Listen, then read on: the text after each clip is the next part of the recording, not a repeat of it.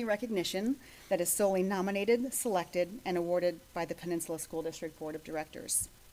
The board has selected an individual whose work and commitment are truly deserving of this honor and recognition, and we are so very proud to announce our winner for this year. And to further do so, I would like to call up Mr. Tim Messersmith from Peninsula High School to recognize Mr. Jonathan Bill.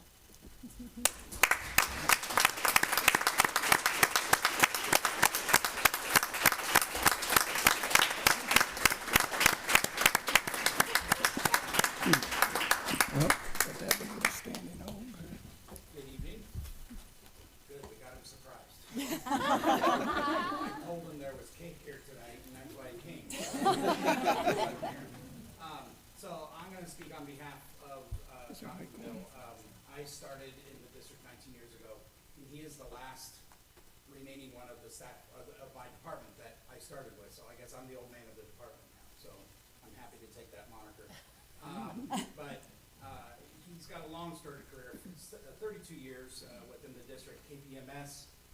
He was part of the bargaining team and PEA president for 3 years, I believe, and has pretty much taught every single subject, AP, regular classes at Peninsula High School, coaching Knowledge Bowl, doing the theatrical arts for several years, and I just have the honor and the privilege of being able to work with him. Just full of immense knowledge. Every day he's my lunch buddy, and I just learn something new every day from him, and he's going to be sorely missed. I didn't think it was turned on. There you go. Is that better? Yes. All right, sorry. Maybe I can project.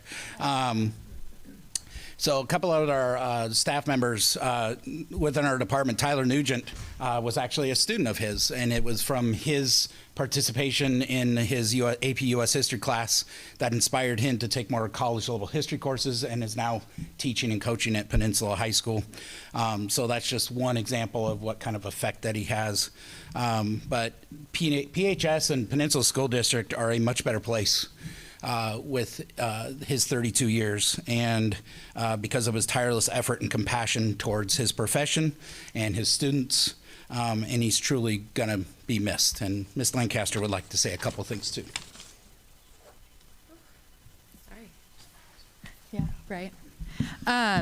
Like Tim Messersmith said, my name is Madison Lancaster. I'm a member of the Social Studies Department at Peninsula.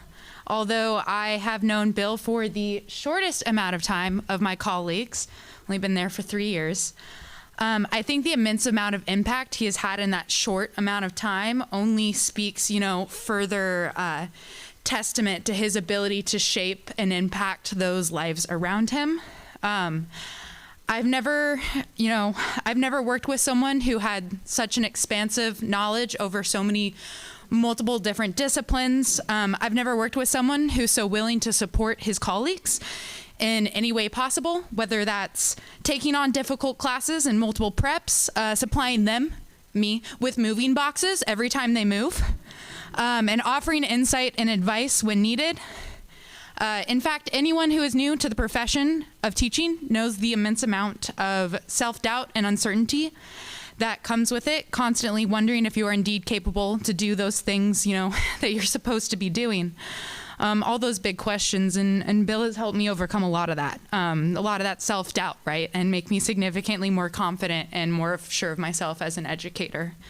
And at the end of the day, I'm just one story, of the thousands of lives he touched. He was telling us earlier, what is it, over 4,000 students? Somewhere between 4,000 and 5,000. And now he's taught 100 of your students' kids, and has now worked with 12 people that he has also taught at some point. Yeah, over that. I'm just one of many, many stories, and it's gonna be weird. The three of us were out in the W's by ourselves, the social studies group out there, and I will miss hearing all of your singing after school. Jonas Brothers is always a good hit, and I don't know what a teaching career is like without Mr. Bill, but I do know that he is moving on to the next great step in life, and he's not quite rid of us yet. So thank you for everything that you do. Yeah. And then, sorry, we have one more member of our department here as well. The tardy kid. Hi, I'm Katie Crabtree. I teach at Peninsula High School. I used to teach at Kopachuk Middle School before Peninsula High School, and I'm honored to speak about my wonderful colleague, Jonathan. When I transitioned from teaching middle school to high school, it was a challenging time. However, Jonathan was there for me every step of the way, offering invaluable advice, support, and encouragement. His kindness and willingness to help made my transition smooth and much less daunting. Beyond his professional support, Jonathan brought joy to our school with his beautiful singing. I remember walking past his classroom and hearing his lovely songs fill the hallway, creating a warm and welcoming atmosphere for both students and staff. On a more personal note, my own child was fortunate enough to have him as a history teacher. Every day, my child would come home excited to share what they had learned in his class. And as a teacher, that touched my heart that they were so excited. Jonathan's passion for teaching and ability to engage students is truly remarkable. Thank you, Jonathan, for being an incredible mentor, a talented musician and actor, and inspiring teacher. Your impact both on your colleagues and students is immeasurable. Thank you.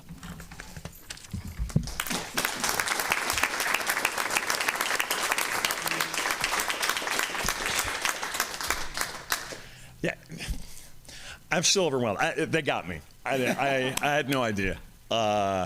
He said it was some kind of retiree thing. I was like, they already did a retiree. I was so busy cleaning 32 years of collected crap out of my classroom that I didn't actually stop to think. That doesn't make sense. Talk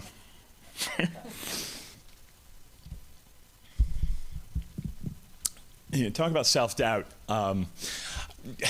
In my spare time, I don't really have any, but in the times that I'm not doing this, I do theater, and actors all have really bad a condition that we know in psychology called imposter syndrome, right? Most of you are familiar with it. If you're not, it's the feeling when you go into something that everybody else knows what they're doing and you're the only one who doesn't, and you live in fear of them discovering that you really don't know what you're doing. And I will admit I've had some of that feeling for 32 years, and so I threw myself into everything I could possibly do where I thought I could make a difference, and whether it was PEA or coaching or anything else I could do to help. And it turns out that I did pretty good, I guess. Yeah. I wasn't prepared for this. I want to thank my colleagues because they've been awesome people. A lot of times I feel like we're the only department that actually really gets along, and we're all friends, and we hang out together and stuff. And they have been a joy to work with, as you can tell. We had this thing earlier this afternoon at school. I thought that was it. I also want to thank my wife, Leona and Lisa, because she has been tremendous support for all the things I've done. I couldn't have done all this without her.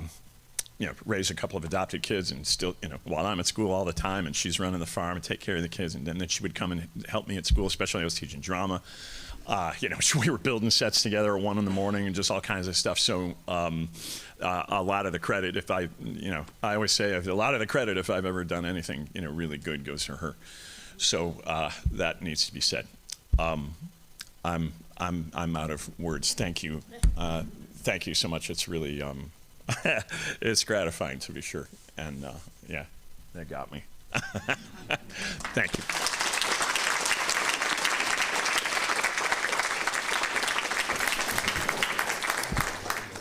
I think some of the board members would like to make a few comments as well, so we're going to keep you up here for a little bit longer. Just a quick comment. Mr. Bill, I will forever have an image of you in my mind from the 2021 graduation outside at Mount Tahoma, where it was a beautiful day, but it had rained all week, and right in the middle of reading the graduates' names, this enormous dump of water poured off the roof right onto your head and your microphone, and you were dripping and your glasses were wet, and you just carried on without skipping a beat, and it happened more than one time. About 25 graduates, it would pour on your head. I moved and it happened again, and I moved and it happened again. Yeah. And the show went on, and I will never forget that. So all the best to you. Thank you so much. Thank you. Jonathan, you're not done. Oh, okay. I've known you for a lot of years, and I call you a friend. You are the model of what I see a teacher should be. You love the kids. You are in it for the kids. You are in it all the way, all the time. I was a student of Milt Boyd's, and I would rename this award if I had the ability, because Milt was in it, and you exemplify what he did for the students. And I credit him for getting me where I am. And I can only imagine where the kids are going to go that you've had the opportunity to touch. Thank you. I'll just say my kids all went to Gig Harbor High School, and but I kept, even though they went to Gig, I know. One of them has been baseball coach for a while there, but they always talked about Mr. Bill, Mr. Bill. And I'm like, who the hell's Mr. Bill? But I mean, you're like your own universe in the Peninsula School District. And then when I finally got on the school board and got to meet you, I mean, you really, like Chuck said, you personify what a teacher should be. And damn it, you got me choked up, Mr. Bill. No, it truly is. It's teachers look up to you. They respect you. You're a student magnet. The students love you. Hence the reason they picked you to be their speaker year over year. So it's an honor as a board member to recommend you for this award. So go ahead. Thank you. Thank you. I just will say this is probably one of our favorite things that we do every year, so it's something that we get to do on our own, and we see wonderful things happening all year long, and there's a lot of names that kind of get considered, and it's amazing to see when someone drops the right name. It's magic how it just is. It is undeniable that this is the right person, and so when we read the definition of the award, quietly and consistently in selfless service, there was nobody else who rose to the top faster than you did, and we're so grateful to be able to stand in front of you today and say thank you. We had our ROTC kids come in a few weeks ago and be able to say thank you for two people who had helped them, and it's a joy and a privilege to have you with us today so that we can do that for you. So we're going to embarrass you one more time and call you to the front. We have a plaque that we'd like to give you, and please, everyone, extend your heartfelt congratulations to Mr. Jonathan Bill.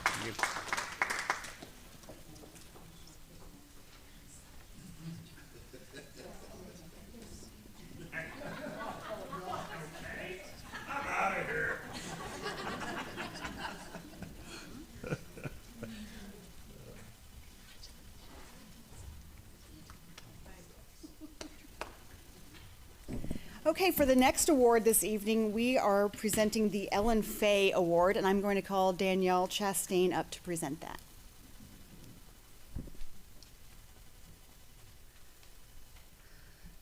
Hello, everybody. I'm Danielle Chastain. I'm the communications coordinator for the Peninsula School District, and I feel this is really special today because I've actually covered this award and the next award as a reporter.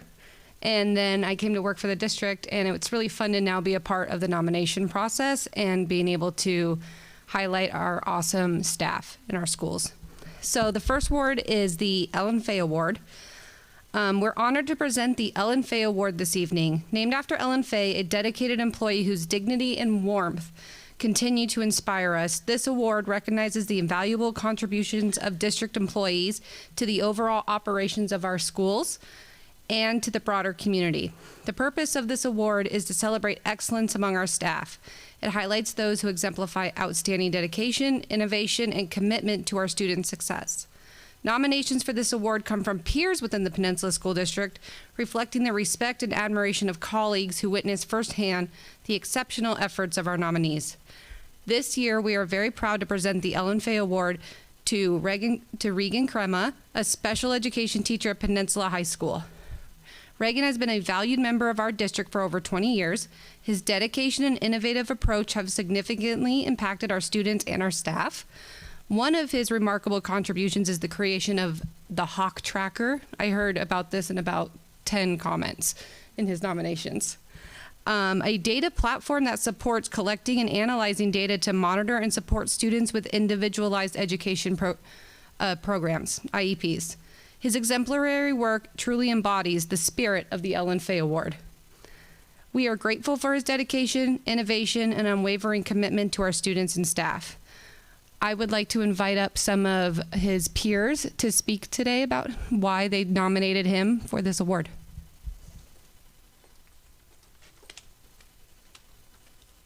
Hi, good evening. I am Cynthia Christensen. I'm also a special education teacher at Peninsula High School, and it's my honor to introduce Regan as the recipient of the Ellen Fay Award.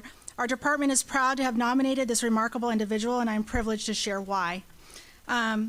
Regan has been selected as one of the recipients for this award for his exceptional contributions to the Peninsula High School Special Education Department. Over the past 18 months, probably a little longer, Regan's exceptional dedication and innovative spirit have profoundly transformed our approach to tracking students' individualized education programs, IEP, goal progress. His groundbreaking work has revolutionized our operations within the Special Education Department. Regan developed a secure database that provides seamless access to essential data, including assessments, staff observation notes, student check-ins, ensuring all necessary information is ready available anywhere we are, home or at work. Regan collaborated extensively with the PHS resource team to create various assessments focusing on student goal progress, post-high school transitions. These automatically graded assessments help gauge students' progress and career interests, aligning them with their strengths and preferences. These assessments encompass writing samples, comprehension tests, reading fluency, math assessments, personal motivations, and more. Implementing this database has significantly enhanced our ability to collect accurate data, collaborate effectively, and work efficiently. This innovation has improved our time management, data accuracy, and effectiveness in teaching and supporting our most vulnerable students. None of this would have been possible, though, without our unwavering support and encouragement from our PHS administration, Mike Benoit, Mark Nichols, Danielle O'Leary, and our district leadership, Jana Rush, James Cantwine, and Chris Hagel. Their belief in our vision and trust in our capabilities have been instrumental in our success. Regan's dedication and hard work have been invaluable to our team. His innovative tool has already transformed our department and holds the potential to do the same for special education departments across the district. It has turned our team into a high-functioning, proactive unit, enabling us to provide better student support and strategies. So let's congratulate Regan Crema.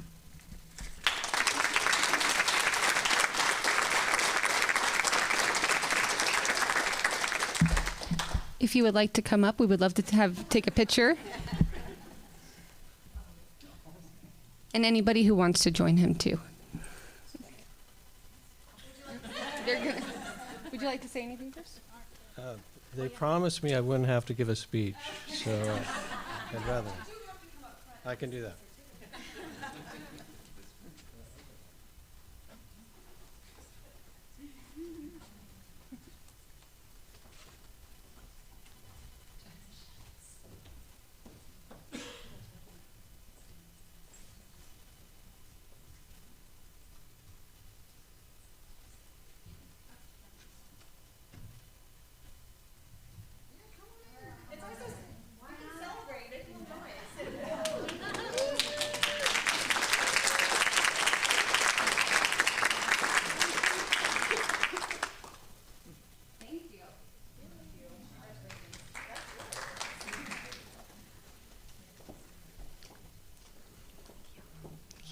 Congratulations. So we have will be the third award tonight, actually. We are privileged to present the Mary Lee Squires Teamwork Award, which honors groups within the Peninsula School District that have demonstrated exemplary collaboration and teamwork. This award reflects the spirit of Mary Lee Squires, a longtime educator in our district and a beloved Gig Harbor resident.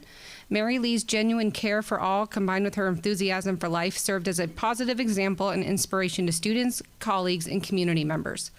The purpose of this award is to recognize and celebrate outstanding teamwork and collaboration in both attitude and action. This award is given to groups of staff or work teams within our district, such as teaching teams, departments, office groups, or teaching specialists who work together to achieve common goals. This year, we're excited to say the award is being given to the Peninsula School District High School Counseling Team. Their unwavering dedication and collaborative spirit have significantly impacted our district. Here is a heartfelt quote from some of the peers who nominated them. Quote, "Where do I begin to tell of all the ways this team exemplifies genuine care for all with an enthusiasm for life that is a positive example and inspiration for students, staff, and the community. Across the district at all 3 high schools, all of these members work tirelessly to ensure that each student's unique needs are addressed so that the access to education is fair and equitable. Being in a district with 3 high schools, it is imperative that they are all on the same page with graduation requirements, SEL resources, career opportunities, community resources, and so much more. From the lead counselor to the support staff, they collectively collaborate so that all students across the district can have a seamless, equitable education experience. They exemplify servant leadership by showing up each and every day, knowing that it makes a difference in our students' lives. Even more importantly, they all genuinely care about each other by celebrating milestones, embracing each other in hard times, and supporting each other at life events, even outside of the school. This is a testament to the dedication each individual brings to make PSD stronger together that will empower our students to keep moving forward. These words capture the essence of the PSD High School Counseling Team and the profound impact they have on our district.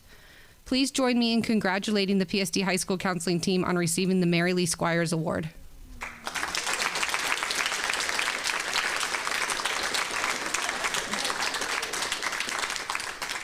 And I would like to note, I don't see her here, so Rebecca Maffei was invited to come. But she's not here tonight because she was personally invited by an 8th grade student to come to their moving on ceremony. And in the spirit of this award, she didn't want to let them down. So she chose to go there. Yep. Would you, Eddie, would you like to say anything? Okay. I'll go first because Molly's crying. And I'm only not because I'm trying not to do that.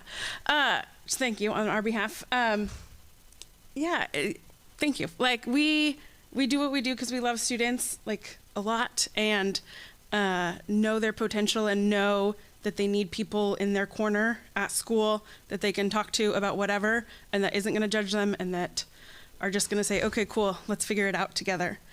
And I think our team does that, and we want to do that. And so thank you, School Board, for recognizing the really important work of counselors. And it's important work. We need more of us. So thank you.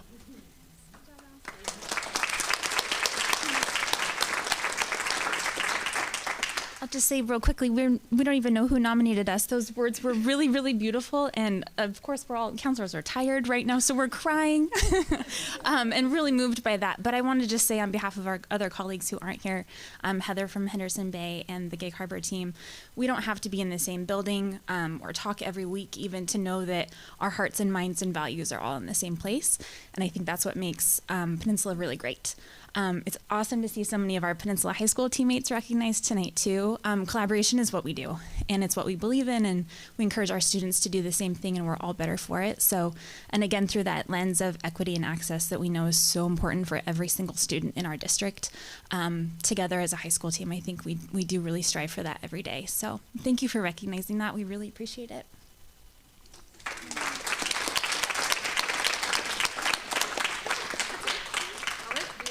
To take a photo with the school board. Do we do an alpha order?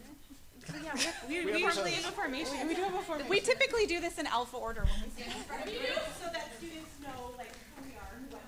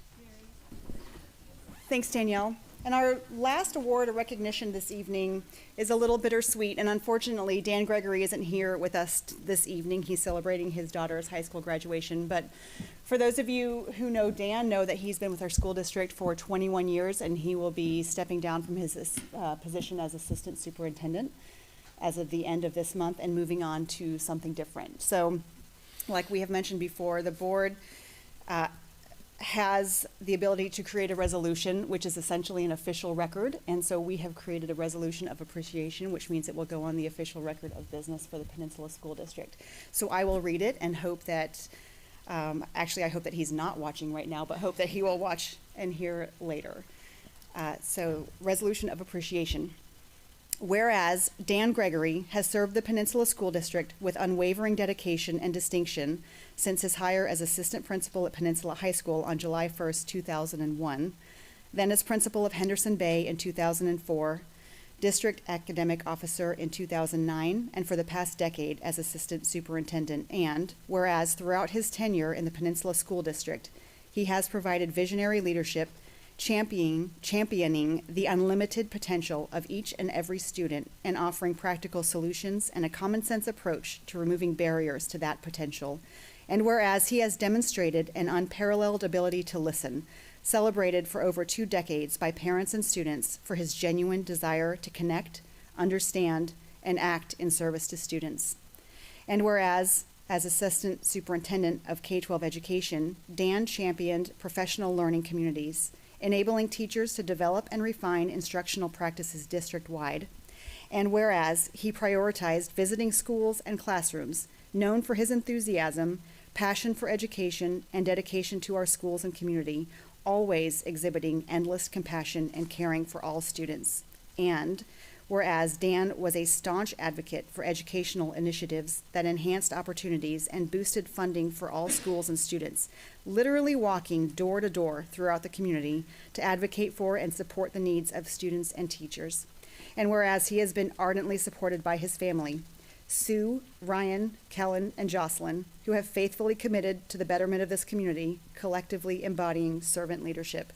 Now, therefore, be it resolved that the Peninsula School District Board of Directors express profound gratitude to Assistant Superintendent Dan Gregory for his exceptional leadership, tireless service, and enduring commitment to the students, families, and educators of the Peninsula School District. The legacy of excellence he leaves behind will continue to inspire and uplift our community for years to come. Thanks, Dan.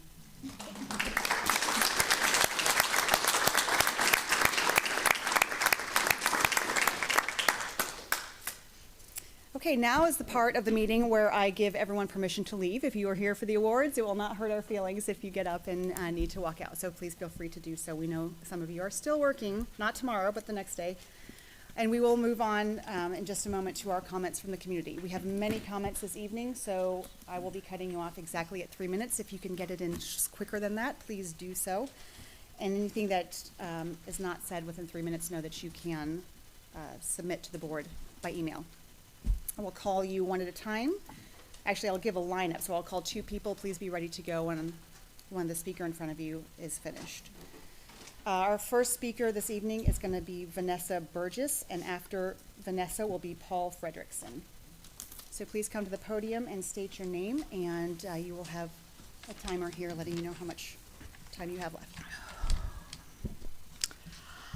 My name is Vanessa Burgess. I'm a special education teacher.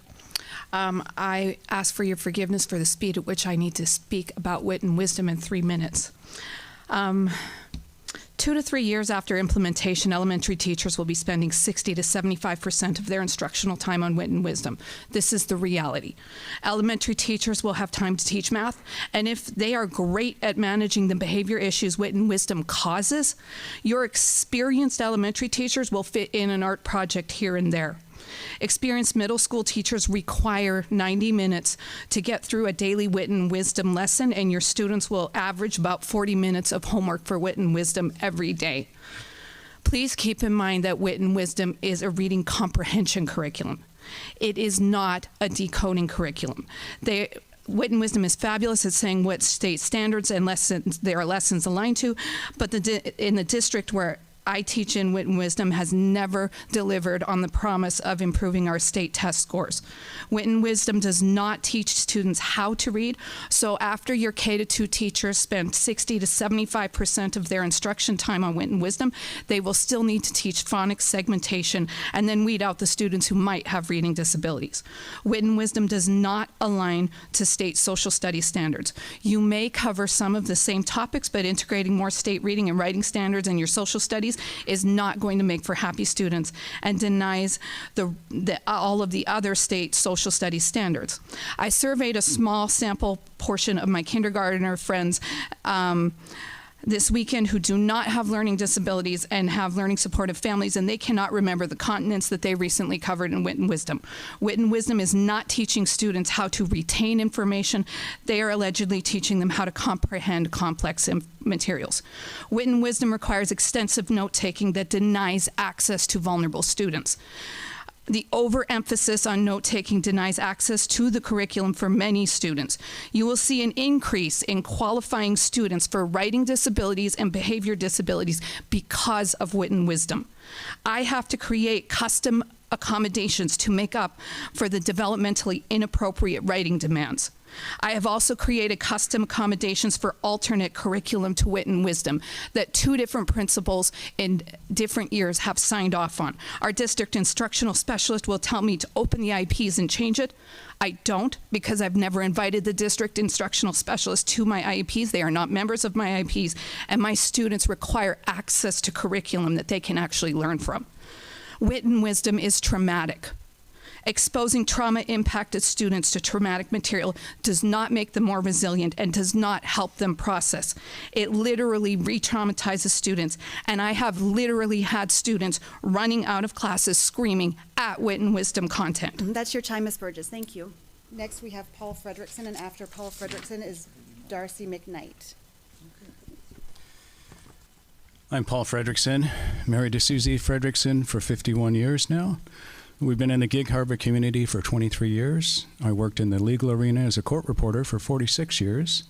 We have 2 grown sons and 10 grandchildren, ages 8 to 25. I came to encourage the board to adopt traditional style learning for our children and to not adopt the Wit and Wisdom curriculum. I'd never heard the term trauma-informed learning until I heard it in relation to Wit and Wisdom, which brings me immediately to my main point. I've been around for a little while. In January, I had my 70th birthday. Over the decades, I've seen our culture change dramatically and drastically. There's been some good change, which I applaud. And then there's been negative change that is adversely affecting our children. My concern is this: we are taking childhood away from our children. We are taking childhood away from our children. I see an increasing trend to place adult burdens on little shoulders. This should not be. Children need to be able to simply be children. They are developing, they are growing, they are learning, they are childlike, they are innocent and defenseless. They are, in fact, children. Examples of taking childhood away from children.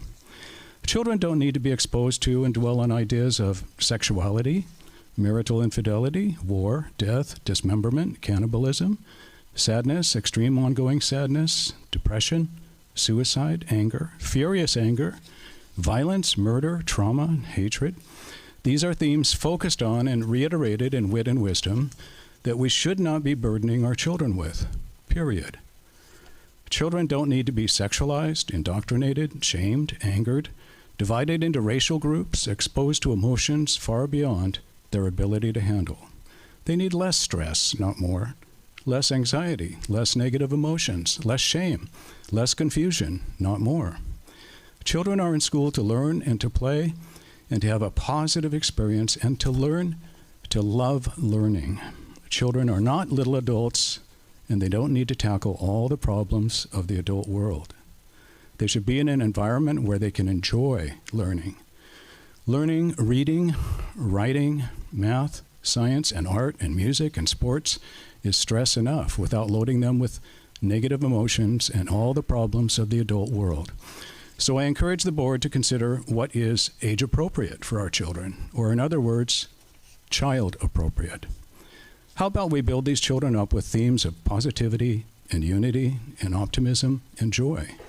Let's find age-appropriate curricula that nurture our children and protect their innocence and not destroy it. I heard that the school board has as a goal to instill the sense of wonder and creativity in the children. That's your time, Mr. Frederickson. I am 100% Next, we have for that. Darcy McKnight, and after Darcy McKnight is Diane Nelson. Thank you. You're welcome.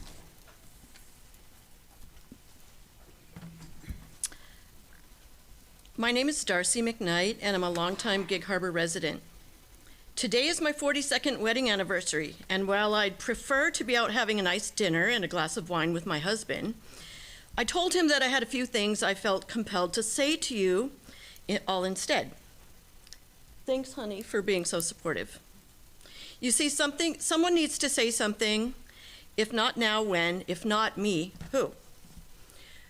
We, many concerned citizen groups, have been imploring you all for months to acknowledge that there's a problem with bullying of our LGBTQ students and our students of color in our schools. As far as I know, there has not been a public statement of acknowledgement by the school board. In the past few weeks, we have seen a public escalation of this bullying by adults on Facebook as the PHS People of Color Club had a fundraiser at El Sombrero in Key Center. I know you must have seen it or at least heard about it. Having a People of Color Club alone was called divisive and exclusionary.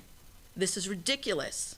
Standing together with our brothers and sisters of color is the very definition of community. 2 weeks ago, as I was standing on the sidewalk outside the building holding a sign supporting our BIPOC students, and while I was standing next to a wonderful young man, a car drove by filled with young men, probably high schoolers, who chose to yell a derogatory racial slur that I will not repeat. It was literally the first time in my life that I had heard a racial slur screamed toward anyone in real life. I have been teaching high school for 38 years in very diverse schools, and it hit me like a punch in the gut. I can't imagine how it felt to that young man. I felt sick to my stomach. All I could do was give him a hug and tell him how sorry I was for what had just happened. He said it happens a lot. This is not okay. I will say that I appreciate very much that the school district acknowledged Pride Month on its Facebook page, but did you see the horrible comments from the community because of this post? The hate towards LGBTQ students and staff is not isolated just to the classroom and hallways of our schools. It's being openly expressed in public by grown adults as well. We have a community problem. Tonight, as we were standing outside, a carload of teens drove by and yelled homophobic slurs at us. Our love and care for students must be louder than the hate that is being shown toward them. Silence, yours and mine, implies consent and complicity, and I, for one, will not be complicit in the racism and open homophobia being shown in our community. Please, as a board, stop being complicit by your silence on the matter. As Holocaust survivor Elie Wiesel said, neutrality helps the oppressor, never the victim. Silence encourages the That's your tormentor, time, Ms. never the McKnight. Thank tormented. you. Next Please is take a Diane strong Nelson. stand. And after Diane Nelson, we have Mary Howe.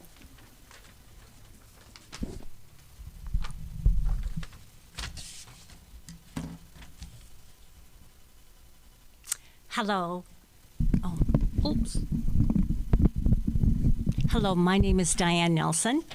As the school year ends, I want to share 2 good news stories.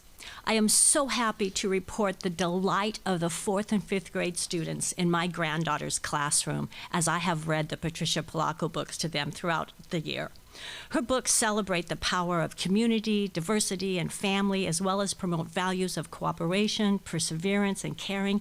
Every time I read to children, the entire class was engaged in listening and participating in discussions using higher level thinking skills. After reading last Friday, one of the boys enthusiastically announced, "When I grow up, I am going to have a library in my house, and I am going to have all of Patricia Polacco books in it." As a retired teacher, it is such great joy to my heart to still be able to foster the love of reading in so many students. My next good news report is about the American College of Pediatricians. This is a national organization of licensed physicians and healthcare professionals who specialize in the care of infants, children, and adolescents.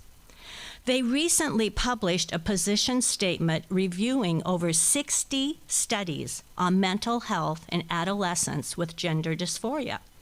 They concluded that social transition, puberty blockers, and cross-sex hormones have no demonstrable long-term benefits on psychosocial well-being of adolescents with gender dysphoria.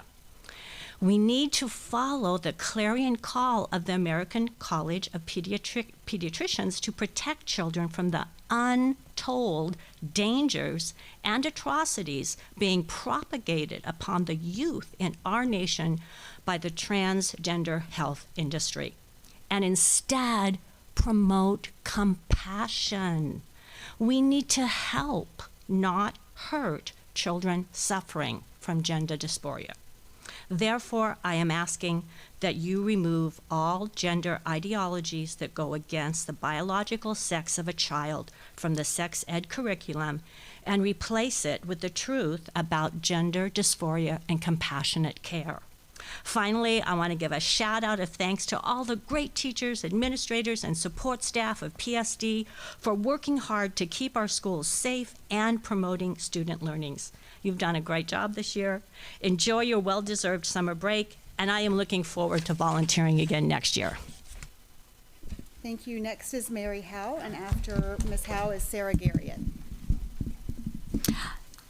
Thank you, ladies and gentlemen of the Peninsula School Board. This is an honor to be able to speak to you today. I stand here representing numerous parents and grandparents under some of the concerns of some of the new curricula that's moving across our U.S. I'm going to take out a brief on the wit and wisdom and give you some examples of what we are very concerned about. This is for third grade students, and we know how young they are. And it's talking about Galileo. Well, what it basically gets to is that Galileo, according to the Starry Messenger, was far too much undermining and going against the church tradition and expressing his discovery that the earth wasn't the center of the universe. He paid a terrible price according to this. He was afraid. The book emphasizes how afraid he was, and really includes a lot of traumatic. I have the images here of what he was up against. He was circled around a whole group because he was brought before the Pope of all the cardinals in the red. There were also really very dark pagan images around him, along with the Grim Reaper. He was alone in a circle, surrounded by a serpent. These are not positive. It's not even focusing on science. What it is focusing on is separation and isolation and trauma for young children. We want reading, writing, and arithmetic void of these images. We have this here if you'd like to take a look at them. It's a trauma-induced. The focus is to go deep and bring up a lot of trauma within these young children. It's very concerning. I know that once you take a look at this, you too will be concerned. I stand here for the children that don't have anybody to speak up for them. Taking our children out of the public school system and putting them in a private school system is not the answer. Unfortunately, I have done that with my grandchildren. I care about all of the children. All of the lives matter. We can't even go deep enough on how trauma-inducing this curriculum is. We're not exaggerating. The images prove it. You be bad, you will go against. We're going to divide you and isolate you. Thank you, Ms. Thank Howell. you. That's your time. Next is Sarah Garriott, and after Sarah Garriott is Teresa Is it Dupay. Dupuy? Dupay. Okay. Yeah. I'm Sarah Garriott. First, thank you for the dedicated care and teaching of our children and youth this past school year. Tonight, I am asking you again not to pilot wit and wisdom on our youngest, most vulnerable students. Literacy is a concern. Wit and wisdom appears to be founded on the old balanced literacy or whole language model stemming from the work of Marie Clay and Cuing. We have a national literacy crisis largely because this method does not work. The first weeks of kindergarten are focused on the 5 senses to extract meaning from text. All of wit and wisdom appears to be based in trauma-informed social emotional learning. Learning to read appears to be something the children are expected to gain through exposure while hoping they will just figure reading out rather than teaching them to read through time-tested phonics-based learning. For an example, on day 27 of kindergarten, it says, use equity sticks to call on students to answer. We can use our senses to find the essential meaning. We can use our eyes to see the pictures. We can use our ears to hear the words. Our senses will help us learn the essential meaning. They eventually do mention beginning letter sounds at around lesson 17, but it is very peripheral. Words like shadow, city, and art are given to put on the word wall, even though they are far too challenging for beginning readers to decode. Put art on the word wall as a module word, it says. Teacher's note, it may be difficult for students to discern blended sounds in art. However, art is an important word for understanding the text and its connection to the Harlem Renaissance. Art is the word wall, put it there and add it to the word wall without asking students to make the letter sound connection. From lesson 25, it goes on to explain to students that illustrators chose to include the image of open and closed doors in order to show important information about the time in which Bojangles lived. They're to share that Bojangles lived during a time when many doors were closed to him because of the color of his skin. This time in history is called the Harlem Renaissance. Here is the first time that race relations are introduced to 5-year-olds. On day 25 of kindergarten, before they have learned their letter sounds, and they are also introduced to the Great Depression. From first grade, I'm changing subjects. In Module 2, the teacher is asked to play a game of secrets with the 6-year-olds while defining the word touch, as to feel something with your body or skin. The teacher is to give the children the following sentence pattern. Blank can touch her blank. Blank can touch his blank. The children are to act out their secret something that they can touch. The next section of the lesson goes on to teach that pet is a synonym of touch. Then in this model titled Shades of Meaning, the children are to list synonyms of touch from lightest to hardest, such as touch, cuddle, pet, strike, hit, and pound. I do not feel that wit and wisdom is appropriate for our children. I have brought you each a book for your summer reading. Tanya has it there. It is called Bad Therapy, Why Kids Aren't Growing Up. And it's all about trauma-informed social emotional learning and the damage it is doing across our nation. Happy reading, and thank you so much. Thank you. Next up, we have Teresa Dupuy, and after Ms. Dupuy, we have Ryan Messer, Jr. Hi, my name is Teresa Dupuy. I want to thank the board and teachers and the staff for providing a quality education this past year. I'm grateful to have the time to comment about the potential use of the Wit and Wisdom curriculum. I see serious issues with the use of this curriculum and very negative impacts on children's mental and emotional health. I also see that it could be in violation of PSD Resolution number 21-28 regarding state mandated training for staff and board directors, where it states in number 2, all students, teachers, or support staff are equal as individuals and no one race, gender, ethnicity, or religion is superior or inferior as it relates to another, and no student, teacher, or support staff member should be taught that they are an oppressor or victim based on their race.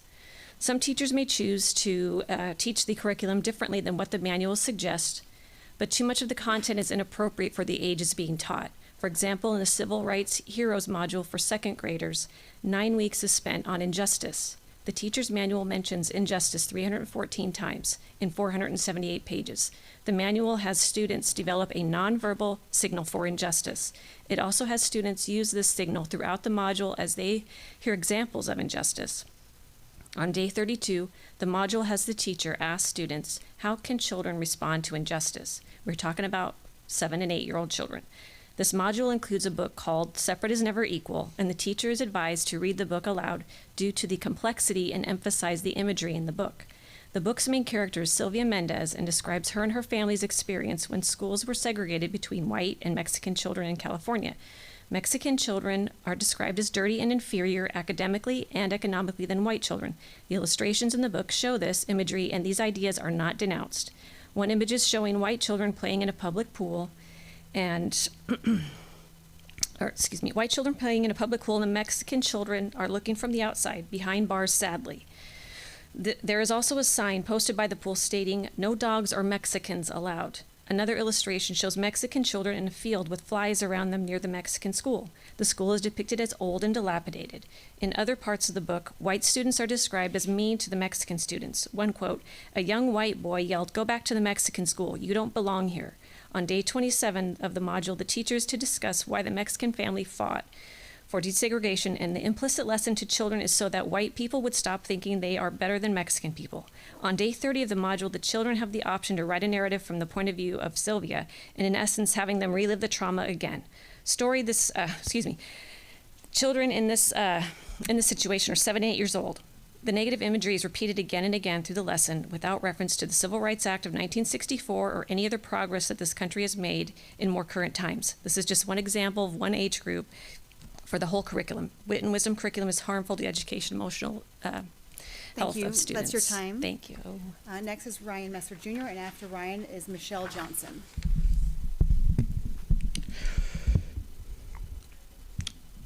Hello. My name is Ryan Messer Jr. I am an actual student of this district, and my entire time living in this district, I have never been homeschooled. Unlike the children of some public commentators' input throughout this past year, I'm certain you've heard of me through my mother's words. I thank her for her effort, but it seems her words aren't taken seriously enough. If you won't listen to my mom, considering your decisions affect me, you will listen to me. You'll be seeing me consistently from now on, just as professionally as any adult in this room. I am bi and mixed Native American and Hispanic. Based on previous school board meetings, it appears many less open-minded people find me threatening to their children. So let me share my background. I've been a defensive lineman for the Junior Gig Harbor Tides. I have consistently done well and helped others do well in school. I bring energy and social connections in the classroom. I'm known for my kindness, empathy, and bravery by my peers. Now tell me, if I had not said I was bi or mixed, would you believe that I'm a danger to your kids? If I had not said I was those things, would you be more upset at the fact I get called slurs and names in school? If I had not said those things, would you think higher of me? How many issues does there have to be from people like me for you to think beyond the scope of your personal worldview, to acknowledge and accept people are different and what you believe is not absolute? Every child, every day. That's your tagline. However, until you show you are doing something about this overarching normalized discrimination on all levels, I suggest you change it to some children some days, because that's the truth. I may appear well-spoken, confident, and secure. However, underneath those layers is fear. Fear that if I walk into a bathroom, I'll be harassed. Fear when someone calls me the F slur in the halls and just says it's a joke. But I'm the one in trouble if I feel the need to defend myself. I'll be attending Henderson Bay next year, not out of requirement, but out of genuine fear for how I would be treated at Gig Harbor High School. Are you willing to acknowledge that someone is so afraid of discrimination, they're willing to go out of their way to go to another school just to be from hate speech and bigotry? If you're okay with this, then I can and will see you as racist, homophobic, transphobic, bigoted, and comfortable with maintaining a white supremacist status quo. And if that's the case, then you should not be on a school board making important decisions for children.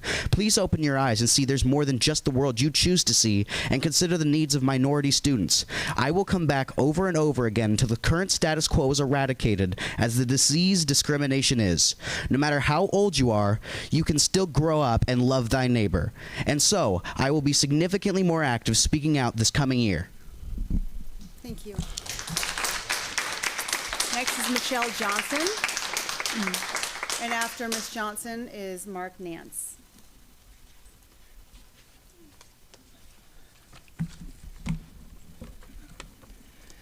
Good evening, members of the board. My name is Michelle Johnson. I am a resident in the Peninsula School District, a member of Moms for Liberty. My daughter is a student at Discovery Elementary, and I have a preschooler who will likely attend there in the future. I am here asking you to vote no on the proposed curriculum, Wit and Wisdom. In the book Seahorse for first graders are taught the mating positions of seahorses. They learn it is the male seahorse that gives birth to babies. making them unique among sea creatures. While it is true that seahorses are intriguing and distinct in nature, the deliberate choice to feature them in this book raises concern, for the main point being made to be normalizing the fact that male seahorses carry and birth babies, taking on the role of the mother. This lesson is not a one-day read. First graders study this book for 6 days. The book describes a detailed courtship ritual where seahorses dance and mate. On page 13, it displays illustrations of seahorse mating positions. The images depict 4 different mating positions and seahorses can assume. These concepts assume human equivalence. This imagery and explanation is developmentally inappropriate for 6 and 7-year-olds to be encountering in their reading. The teacher's manual includes vocabulary words on page 243 that center around mating and courtship, including terms like swim slowly, change color, twist, twirl, dance, and sway.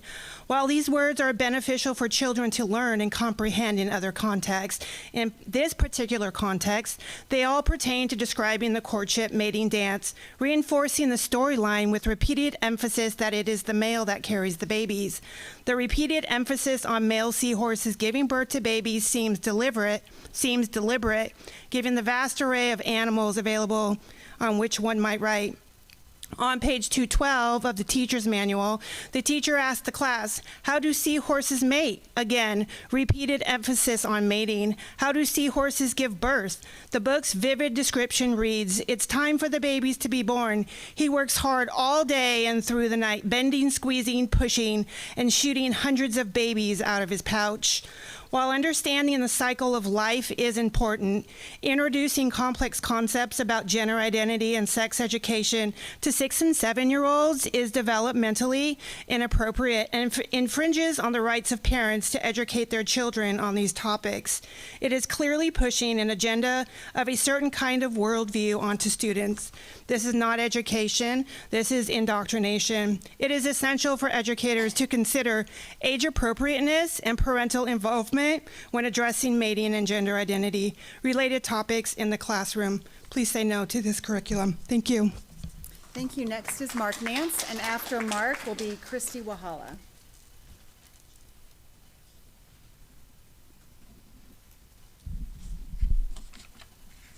Good evening, Superintendent Barr and board members. My name is Mark Nance. I'm a concerned citizen and parent of a proud Gig Harbor High School graduate. Thank you for your service. Several concerned parents obviously tonight have reviewed the proposed curriculum, Wit and Wisdom, and I'm another one. And I appreciate the opportunity to review our findings with you. In summary, we find that this curriculum is divisive and promotes hatred and isolation from other students and does little to teach better language skill. We hear about fear and bullying tonight. Those seeds are planted early. You can't just deal with it in high school. They are planted early. To set the context, I'd like to point out the latest OSPI scores on Peninsula School District. 1/3 are failing at ELA, 1/3.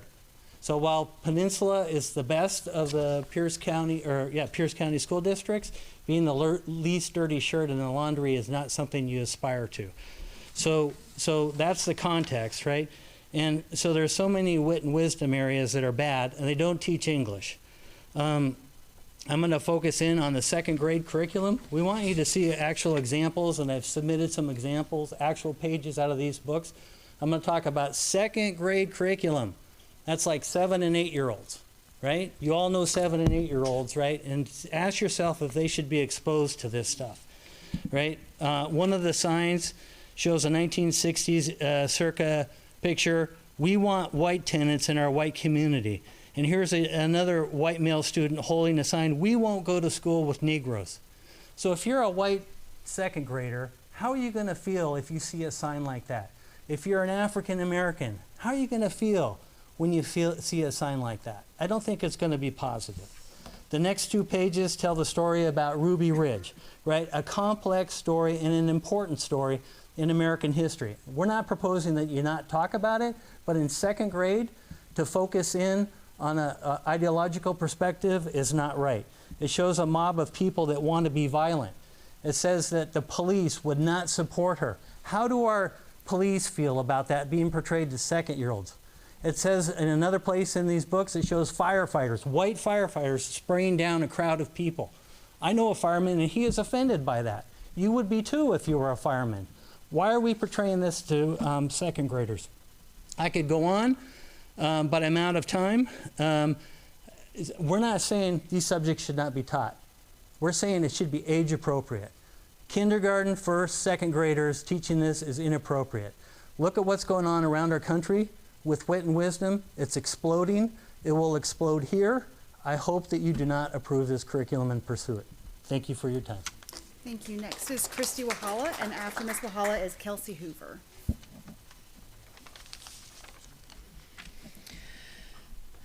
Good evening, members of the school board. My name is Christy Wahala, and I'm honored to speak to you today about the benefits of the Wit and Wisdom curriculum.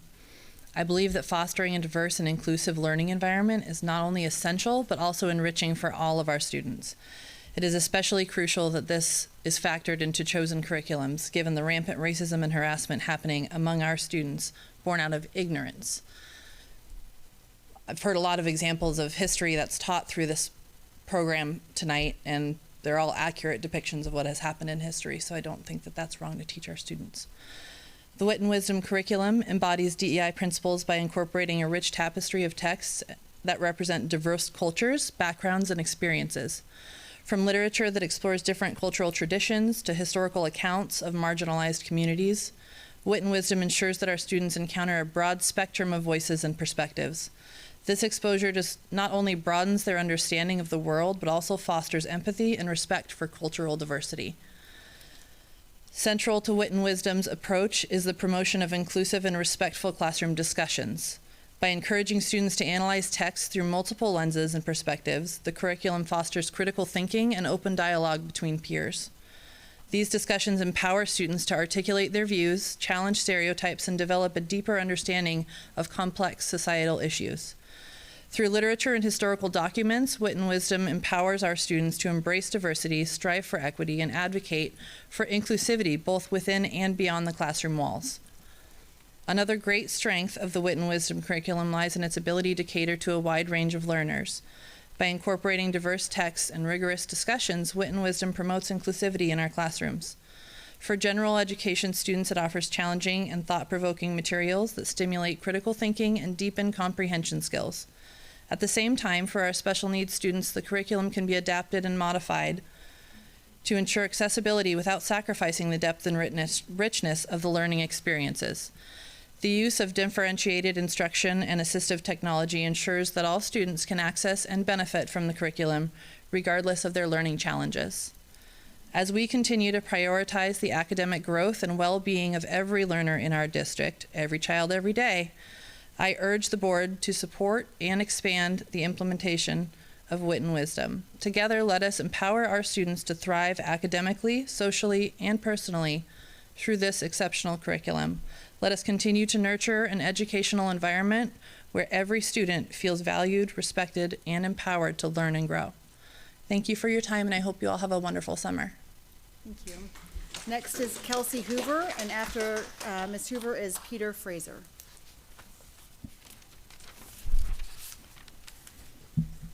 My name is Kelsey Hoover.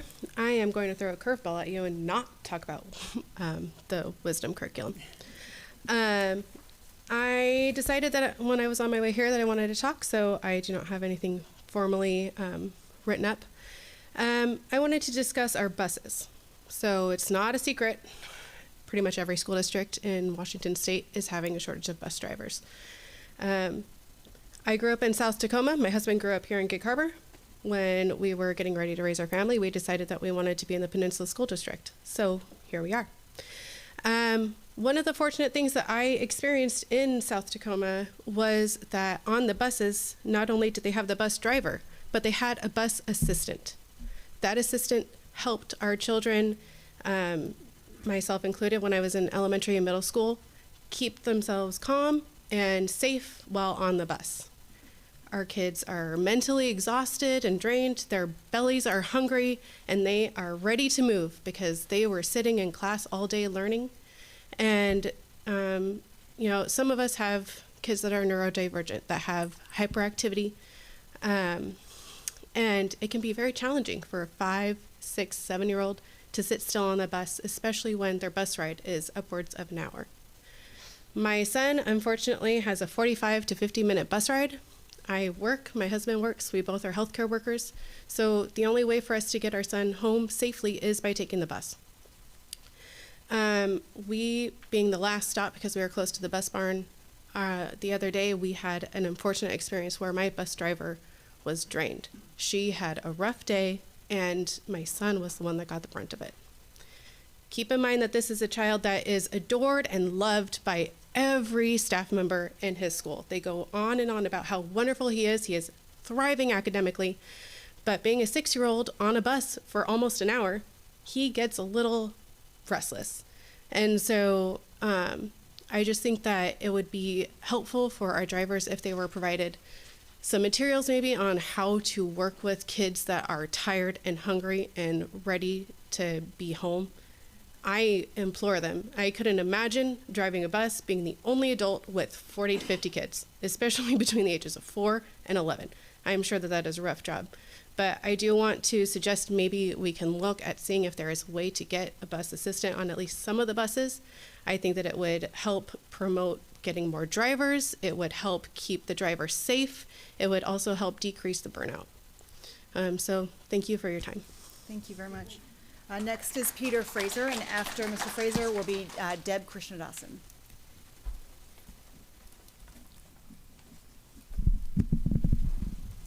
Hi, my name is Peter Fraser. I'm the proud parent of 2 Gig Harbor High School graduates, and my pronouns are he and him.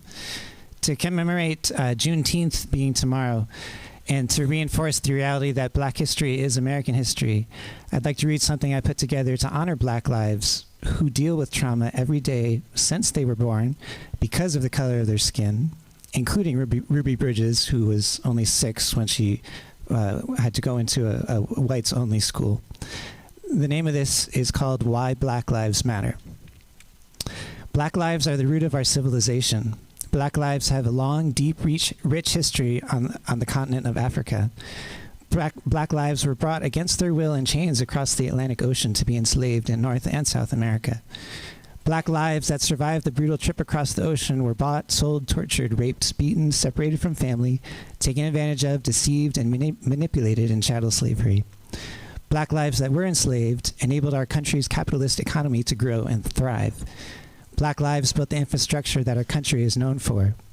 Black lives were considered 3/5 of a human in the U.S. Constitution.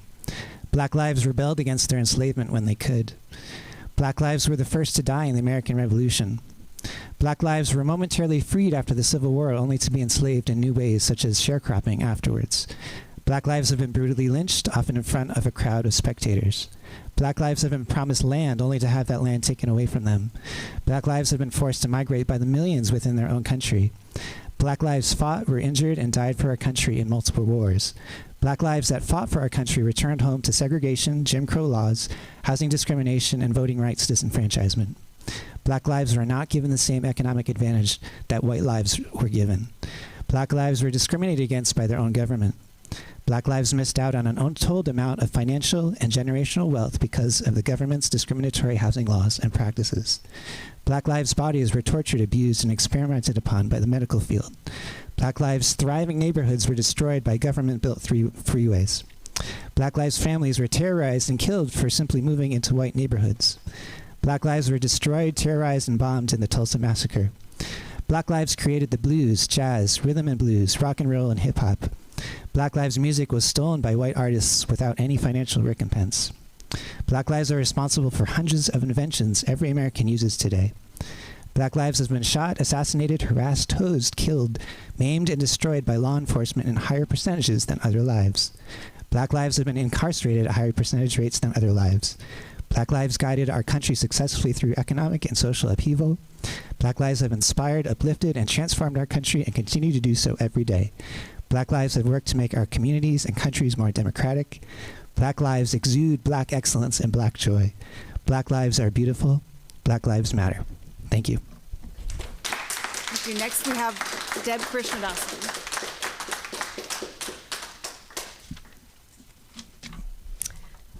Hi, my name is Deb Krishadasan. I'm the parent of 3 graduates of Peninsula School District class of 2020, 2021, and most recently class of 2024. As we celebrated our final Peninsula graduation this past weekend, our family reflected on the experience we had growing up in this district. My children, now young adults, recognize and are so appreciative of the education they receive from the Peninsula School District. On behalf of the Krishnadasan family, I would like to thank all of the amazing teachers, staff, administrators that inspired and challenged my kids.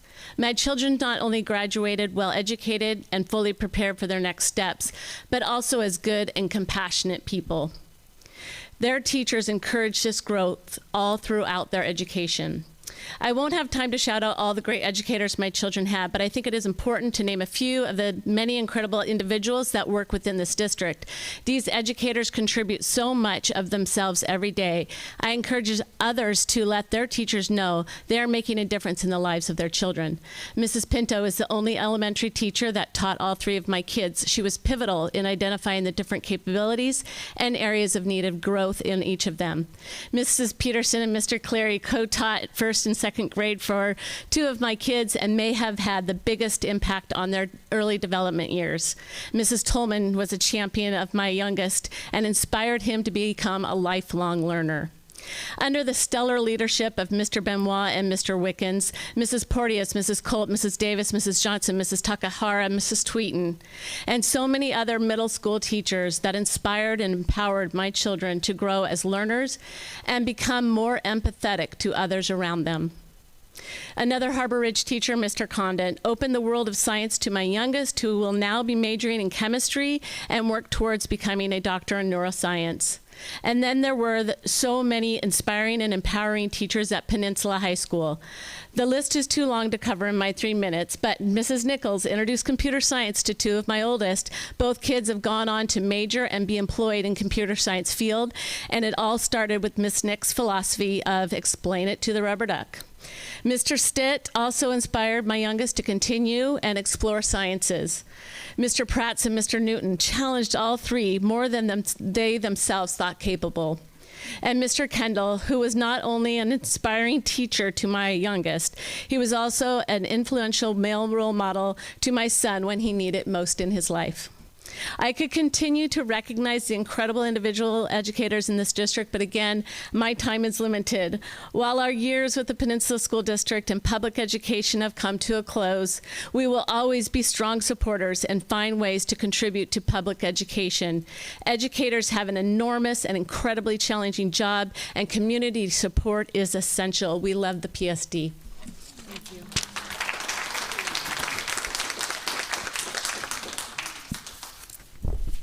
Thank you all. That concludes our public comment for this evening. So next up, we have our consent agenda. Is there any discussion prior to the vote? Is there a motion to approve the consent agenda? I'll move to approve the consent agenda. Is there a second? Second. It's been moved by David and seconded by Lori to approve the consent agenda. All in favor say aye.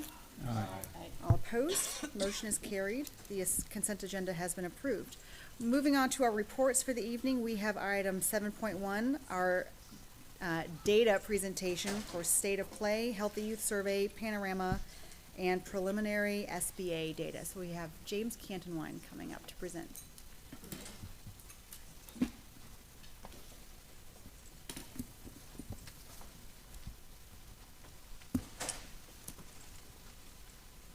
Good evening. Good evening. I was just back there assuring John and Chris that I won't take more than 2.5 hours. We'll see, you know.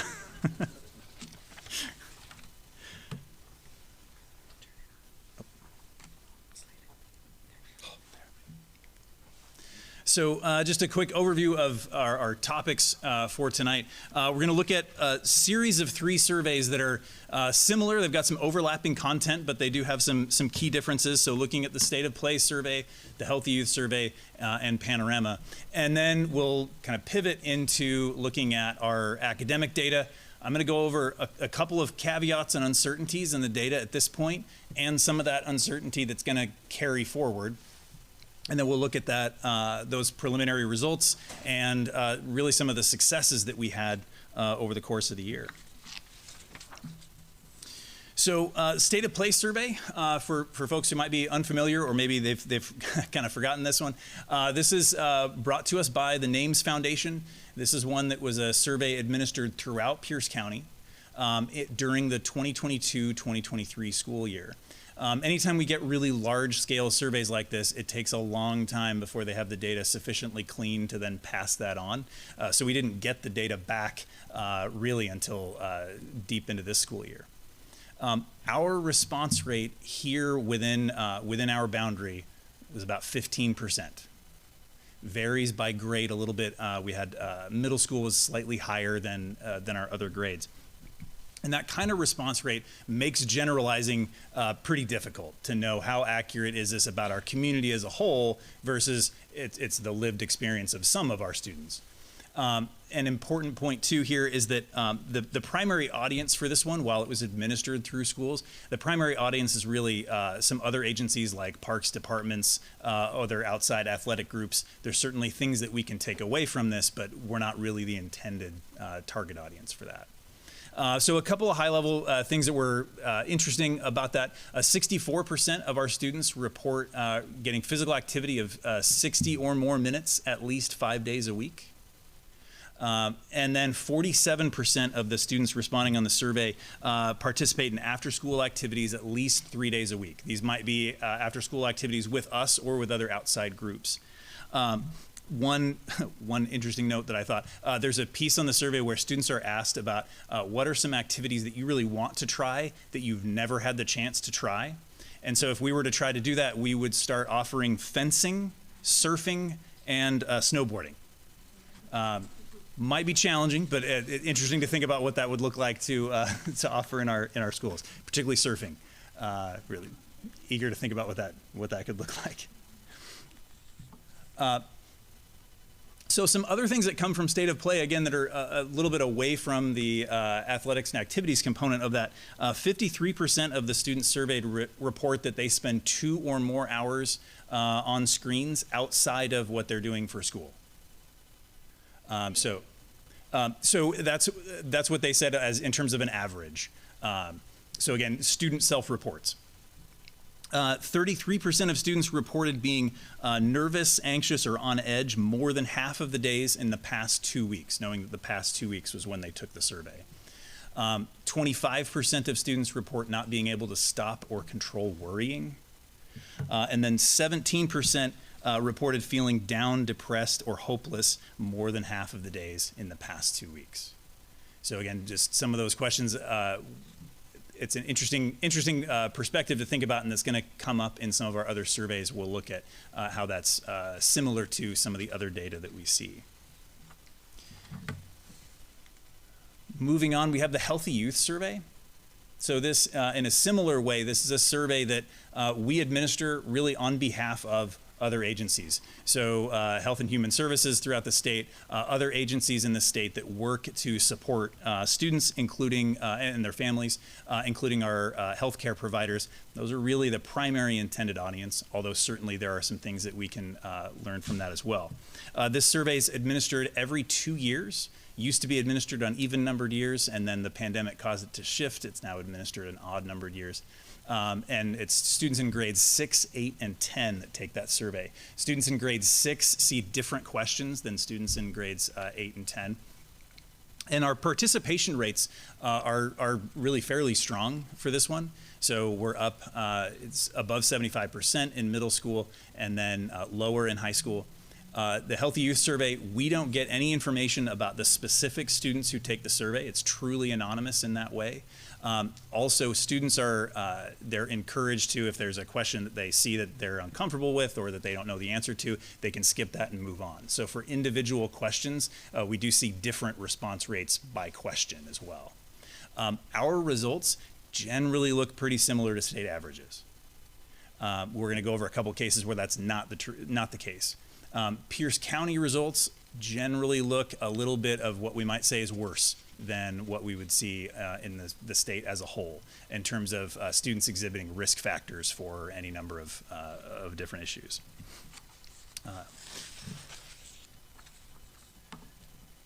So the Healthy Youth Survey is largely full of bad news in general, right? We're asking students about things that would make them unhealthy for the most part in this survey.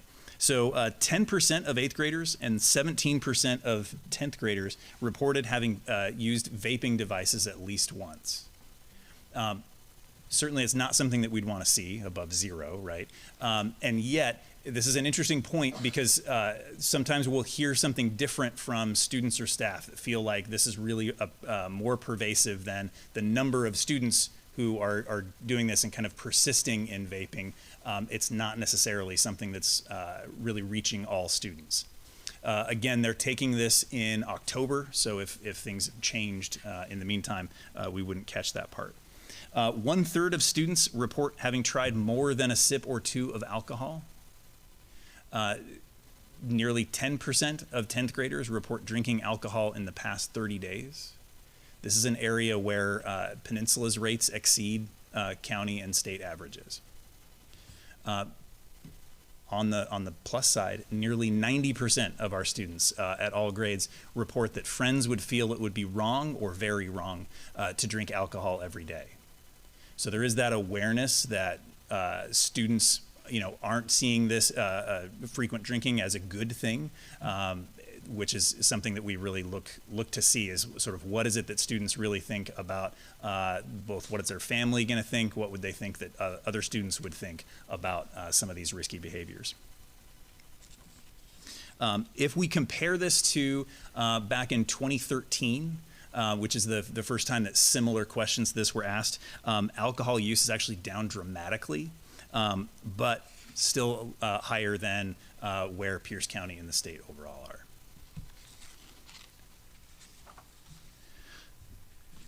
So on the mental health side, 25% of students report feeling so sad or hopeless for at least 2 weeks that they stopped doing usual activities. 15% of students report having seriously considered suicide at some point in the past. 10% report having attempted suicide in the last year. So an interesting thing about suicidal ideation and attempts, these were dramatically increasing through 2018 across the state and the county and our school district, and then they plummeted after the pandemic, and they are still trending down. So this is an interesting point because it's not followed sort of what we might have otherwise thought, where we heard a lot about mental health crises brought on by the pandemic. That's not showing up in suicide rates. Part of that is perhaps because 63% of our students reported receiving information about the signs of suicide, recognizing those in others, and how to get help for someone who is exhibiting signs of suicidal ideation. This is a pretty dramatic increase. In 2021, we only had 43% of students reporting that they had received some kind of information about that. So our next survey is both smaller and larger than the others. So this is a district administered survey. And because many districts across the country use the same tool from Panorama, we're able to look at some national benchmarks. With the Healthy Youth Survey, we're limited to looking at this state or county level. In this case, we can look at where we're at in some national trends. Our response rates are right about 75%. This is actually, curiously, high enough at the high school level that the Panorama team has reached out to see what is it that other high schools and other districts can try doing to get their response rates as high as ours. Response rates at high school on surveys like these tend to hover around 50%. And I'll say too, that's where ours had been. And then our schools had made some changes about when they were surveying and what they were communicating about what we would do with the information. Our students reported sense of belonging, particularly at the secondary level, it's up 5 percentage points from this time last year. There's some seasonal variation that comes with students' report of belonging. Generally speaking, they feel a greater sense of belonging early in the school year than they do later in the school year. So we did see a 1% drop from the fall, but that's pretty typical that we would see a minor decrease over the course of the year. But we are up 5% from the prior year. part of the benefit of working with a partner like Panorama in this case is that they're able to link us up with who are some partners that are doing really well in sense of belonging, and how do we learn about what things look like in their schools. This is, I think, one of the more important questions that we ask of students, and these are this is our actual secondary school data, looking at how did students respond to the question of how much do you matter to others at this school. So we had 755 students that feel like they matter a little bit or not at all, and then felt engaged enough to report that.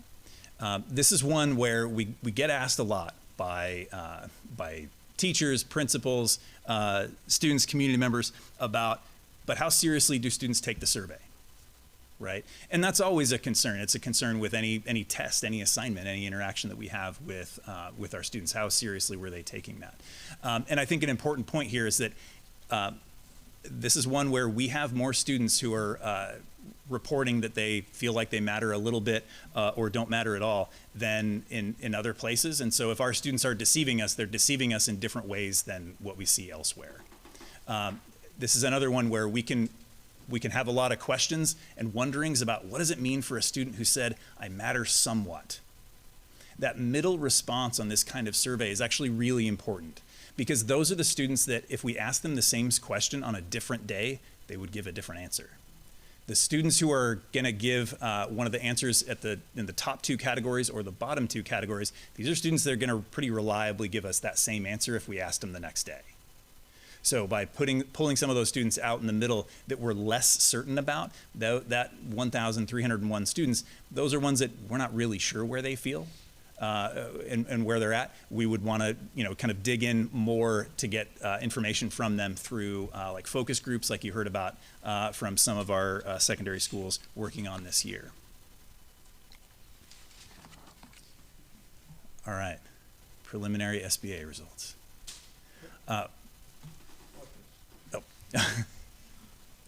So I'm really excited about this part. We plan to send families preliminary score reports from Smarter Balanced testing this Friday. Now, a couple of caveats to that. These are not the official scores. Those come out in August from the state. They're come out in a slightly prettier form too. The preliminary form's a little bit pretty, but it's not a lot pretty. These are usually identical to the official scores, the preliminary ones. About 7 years ago, we had a large batch of 8th grade math students who were inappropriately scored low. They were given essentially too hard of questions. And so we did have a large batch of students that year who had very different official scores than they did preliminary. That's very rare. So we're fairly certain that, again, we need to have those caveats of these are preliminary, but generally speaking, these are right. All of our comparisons that we're going to look at right now are going to be comparing students who tested and we have scores back. There are still a few students where we don't have their scores for one reason or another. The state always, they do a really great job of getting us scores right away until eventually they just get too bogged down with the number of scores. So we don't have all of them back yet. We have almost all of them back yet. And so we're comparing, when we look at how did we do last year, we're really comparing that to, again, just that set of students who tested at that point, because that's the most apples to apples we can get. That's going to be different than what the state report card results show for a couple of reasons. The first is that a student who didn't test for whatever reason, so the parents refused, the student wasn't available to us, any of those reasons, eventually those students are going to count as not having met standard. They won't show up as a level 1, 2, 3, or 4. They'll just show up as not having tested. And any of those students who didn't test are going to sort of count against us in terms of our proficiency rate. The other reason that the state report card results are going to be different, this is a smaller piece, but it's worth noting. We have some students who just came to us from, say, South Kitsap. So we have their score, but their score maybe is actually going to be attributed to South Kitsap, where they spent most of this year. The state hasn't worked that part out yet. They'll work that part out really over the summer. Similarly, we'll have some students that they were with us most of the year, but they actually ended up taking the test when they moved to, say, North Mason. At that point, they're going to currently show up in North Mason's results. They'll come back to us on the results. The state has some great formulas for calculating out sort of which school gets credit for students when they move during the year. So keeping us in suspense just a little bit longer on the proficiency rates. This is a real score from an actual 10th grade student in our district on the 10th grade math SBA that the student took earlier this spring. So the student's observed score was a 2574 with a standard error of 41 points. I'll admit I cherry-picked this example. I specifically got a student who scored in the middle of a proficiency band and happened to have a large standard error associated with them. If we figure that everybody's got a true score, a true sort of amount of math knowledge that they've attained, on any given day, you might test a little better or worse than that. Reasons might be that you didn't get a great breakfast. You're busy thinking about an argument you just had with your friend, or you're distracted by that squirrel that keeps making a noise right outside the window, right? Whatever it might be.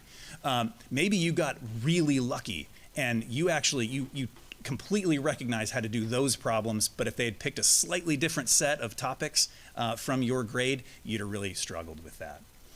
We can see this show up particularly with elementary students. If you're trying to figure out the fractions understanding of a student, they'll do pretty well if the denominator is a 2 or a 3. You'll lose some of them when you get to a denominator of 4. And if you make the denominator a 7, you lose almost all of them. Why is it 7? I don't know. But that happens to be a bad number for students. So for this student, it's likely that his actual math attainment is somewhere within that standard error, which covers a level 1, 2, and 3. We can be pretty confident that this student doesn't actually have a level 4 understanding, but we're not completely certain of that. Here's a nice handy graph for us to kind of visualize that. There's about a 16% chance that this particular student's actual math understanding is a level 1, and that the student just got really lucky with the questions that were asked. There are some multiple choice sections on the test. Maybe gave some really good guesses there.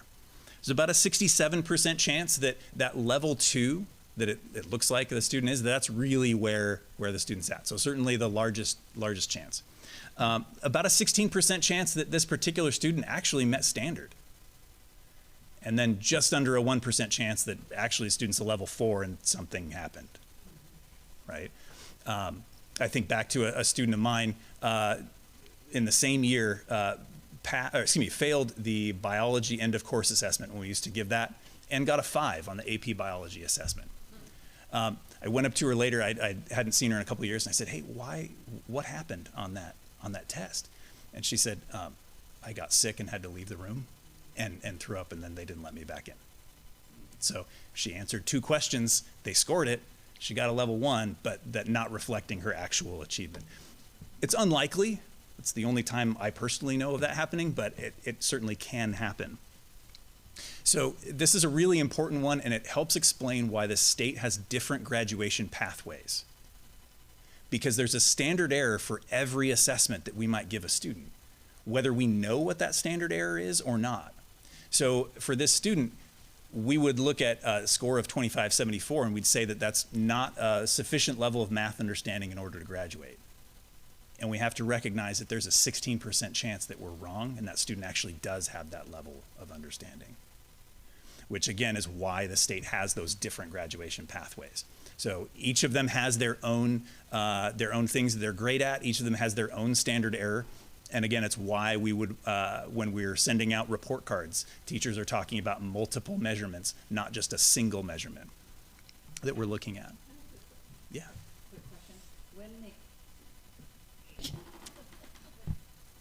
When the reports come out to parents, I should know this because I've looked at them, but I don't remember.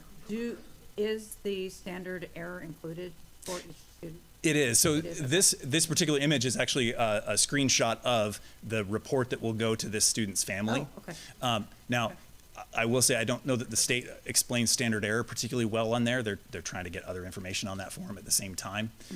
And for most students, their standard error is going to be a little bit smaller than this, and they're not going to have scored so conveniently in the middle that then it's possible that they're going to be touching three levels. I did select this particular student for that reason. We have others. But that's included. You would typically see on the math test something more in the high 20s. You'll see some of them as high as 41, 42 points. In the English tests, you'll see them be a little bit higher. 41 is more common on English. If you think about it, it's harder to measure accurately a student's reading and writing ability, because we might think about the topic that they're reading and writing about makes a very large difference compared to the particular topic that they're working on in their math problems. Yeah. So here's a look at state proficiency from last year. State proficiency in that first column next to the grade, that rarely changes. As we're talking about uncertainty, when we increase the number of students, we can start decreasing the uncertainty. Most years, state proficiency benchmarks move less than 1% per grade. So it's reasonable for us to think at this point that the state's proficiency rates in 2023 are going to be pretty close to what they are for this school year. So we don't have access to that data just yet, but that's a kind of a reasonable assumption. Our district proficiency rates, again, looking at the students who tested, is next there. And then a comparison of where are we at compared to where we were the prior year. That third grade, we're down 0.1 percentage points. It's not a lot, but it's not nothing. The cohort change is an interesting one, and I was thinking about Director Olson often asks about cohort questions. These are great questions. So a couple things about cohorts in the Peninsula School District. From grade to grade, we retain 91% of our students. In some grades, it's a little higher, in some grades, just a little bit lower, but on average, it's just about 91% of our fourth graders were also with us and tested, and we have 10th grade scores for them. So we can do a pretty simple cohort look and look at our fourth graders this year. How did they do compared to our third graders last year? It's going to be a pretty accurate comparison. If we try to limit it to only the students who actually were with us both years, we're going to rule out a lot of our students who are sort of most in need, because students who move, that tends to be pretty hard on academic performance. And so we don't want to exclude them, particularly when we already retain so many of those students. So you can see that, for example, our seventh grade, our proficiency rate has gone down compared to last year. But for that group of students, more of them are proficient than were proficient the year before. Say that again, please. So for our current, I will come over and point at it. There you go. So our current seventh graders, fewer of them are proficient than were proficient if we looked at seventh grade last year. So we have a drop. On the other hand, that group of students, more of them are proficient than when they took the test as sixth graders.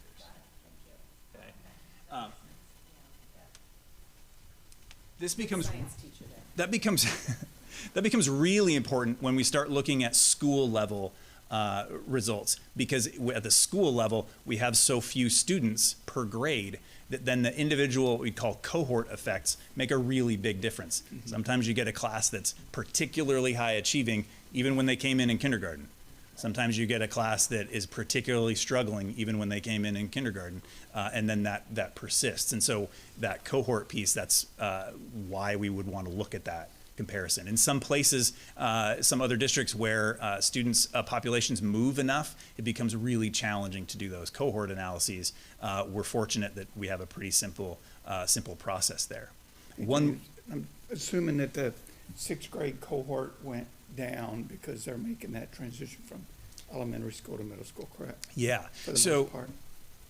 if you look at the state averages, we see a drop typically from grade 5 to grade 6. This is especially true in districts that are like us, where we have K-5s and then 6-8s. In the districts that still have K-6 elementary schools and then 7 through 9 junior highs, they'll tend to hold strong for 6th grade and then see that drop in 7th grade. So that tells you a little bit something about the complexity of the test as well. With our current state standards, in terms of English language arts, the shift becomes increasingly towards informational text. It becomes increasingly towards, and the writing tasks, students are going to be writing more expository and particularly more persuasive responses. In the earlier grades, they tend to be asked to write narrative responses more frequently. So that as that test gets more complex, it becomes more challenging for students to pass. Why the big jump up for 10th grade? So this is an interesting puzzle. Is it because perhaps our 10th graders know that there's some stakes to this test and our earlier grade students know that there are not? Is it perhaps because our 9th and 10th grade ELA teachers are that fantastic? Is it all of the above, right? All of the above. Probably all of the above on that one.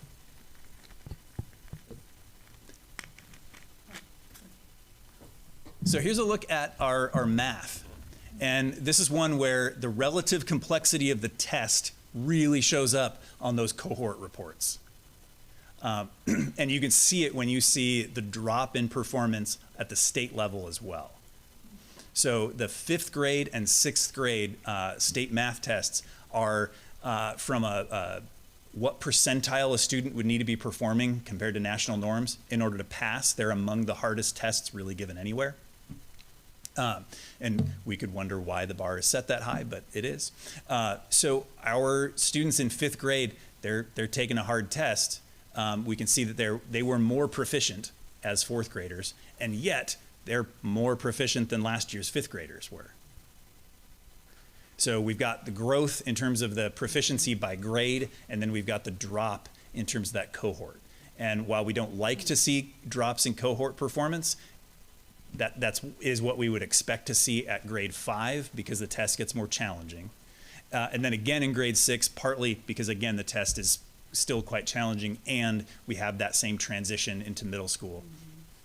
If you look at the score results at the state level comparing grade 6 and grade 7, you start to see a little bit of the effects of that. If we're on an elementary to junior high model, grade 7 is a really rough grade for those students in those districts, whereas for us it's grade 6, and then we typically see more students passing in grades 7 and 8 than passed in the prior James, years. As far as what the state really pays attention to is 4th grade and 8th grade math, and for the most part. And we're doing pretty well in 4th grade compared to the state, but why? I mean, yes, we're above the state average in 8th grade math, but 44% is still really, really low. So I know you know that. I mean, I'm not saying anything that you don't know, but what are we attributing that huge drop in 8th grade math proficiency? Yeah, so that's an interesting one in terms of what that test is really measuring. We can see a lot of different answers out there from community members, from our own teachers. We've got some students who are going to be taking algebra classes or geometry classes, particularly a student who's taking geometry. It might have been a little while since they saw some of those standards, right? A student who's in Algebra 1, the standards for Algebra 1 and for 8th grade math are quite similar, so those students are still typically seeing that same content. But a student who's in geometry, it's maybe been a while since they've seen some of those topics, and that might not be as fresh for them. Also, again, that test is pretty challenging for students, and if they're not able to not just kind of get the right answer, but also reason correctly, it's not going to show up well for them on the test. So smarter balance tests in math are in part reading and writing tests as well. So they need to be able to do the math, and they need to be able to express themselves in mathematical language. Yeah, but we certainly don't want to use the fact that the test is challenging as an excuse for them not doing well. So, I mean, we want rigor in our curriculum to challenge our students. And so I hope that we don't lean on it's a tough test. But how can we're doing practice tests leading up to the SBA? Because, you know, I hear anecdotally that there's lots of testing to get ready for it. But, you know, what can students, I guess, if they don't do well on it, you know, 10th grade's really the one that matters the most, like you said. But if the other ones don't do well, you know, what are we doing as a district to try and prop up the ones that are struggling? Yeah, so really what we're looking at from a core instruction standpoint, we're currently using the illustrative math curriculum at middle school. That is generally considered to be kind of the gold standard math curriculum. Part of the reason it's popular is because it's an open education resource. Another is that it's largely written by the same people who wrote the math standards. And so part of it has been making sure that our teachers and our students are really digging into what is that rich content, and how are we making sure that we're experiencing that. For some of our 8th grade students, they were in 5th grade, that again, harder year that we saw in the cohort. They were in that 5th grade year when they were mostly remote. One of the things that we hear from our middle school teachers is that group has been a challenge to work with on grade level math standards because they missed out on some key content, particularly around fractions that were taught during those remote years, and they kind of came in at that deficit. So we've got students at the middle school. We've got students at all the schools that are working on through their, depending on the school, prime time, Cougar Academy, PAC classes, WIN. They're working on math skills, particularly during that time. So school is able to pull students together to receive some of that Tier 2 intervention support. That's a model that we're going to continue getting better at as we move forward. Part of the challenge there is also, if a student's struggling in math and reading, which do we give them? Research would say you give them the reading support first. Yeah. And so that continues to be a need in the district, is how do we, you know, continue to improve, like you said, 8th grade math in particular. So this is not a gotcha question, okay? But during COVID, the state put out a thing, said no student will receive a grade lower than a C or a B. B, yeah. Okay, B, a B. I know some school districts are still, no student gets below a C no matter what they do with the exam. We're not doing that, correct? No. Okay, so the reason I ask is if we were, I mean, it would be sort of hard to identify which students are struggling if they're not able to get a grade below a C. Right. So. Yeah, and the state's requirement for that was really only the spring of 2020. Yeah. And then after that, I would say that was still probably something they were encouraging for the 2020-2021 school year, but it was not something they were requiring at that point. I just want to make sure this wasn't a surprise to the teacher, because they're like not giving anyone a low C. Right. Yeah. Thank you. Yeah. Can you talk about this in relation to iReady testing? Because that was one thing I think this year it really hit me, that we just are kind of hammering all of these all at once. And you take iReady, and then you turn around, you're taking SBA, and you turn around, you're taking this. And what's iReady testing in math in particular versus what SBA is testing? Yeah. So the same things, and giving very different reports on the information after the fact. So used to be that with Smarter Balance testing, we got some information back from the student. In ELA, we got information about how well did they read, how well did they write, how well did they understand research processes. In math, we would get information about their understanding of concepts and procedures, their understanding of communicating mathematical reasoning. These are we're always kind of hard to intervene on at the math level. Like, what does it mean? You can kind of count on the communication part had to do with something with their writing skills, but what about their writing wasn't working? The concepts and procedures, knowing a student struggled with concepts and procedures, which concepts, which procedures, right? So a tool like iReady allows us to drill down to what's the specific skill that that student isn't able to do, right? Are they able to add fractions, but not when they have different denominators? Okay, that's something that we can specifically intervene on.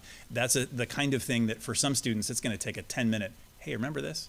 And then they're going to be fine moving on. For other students, they're going to need some intentional intervention, and we're going to need to work and move forward with that.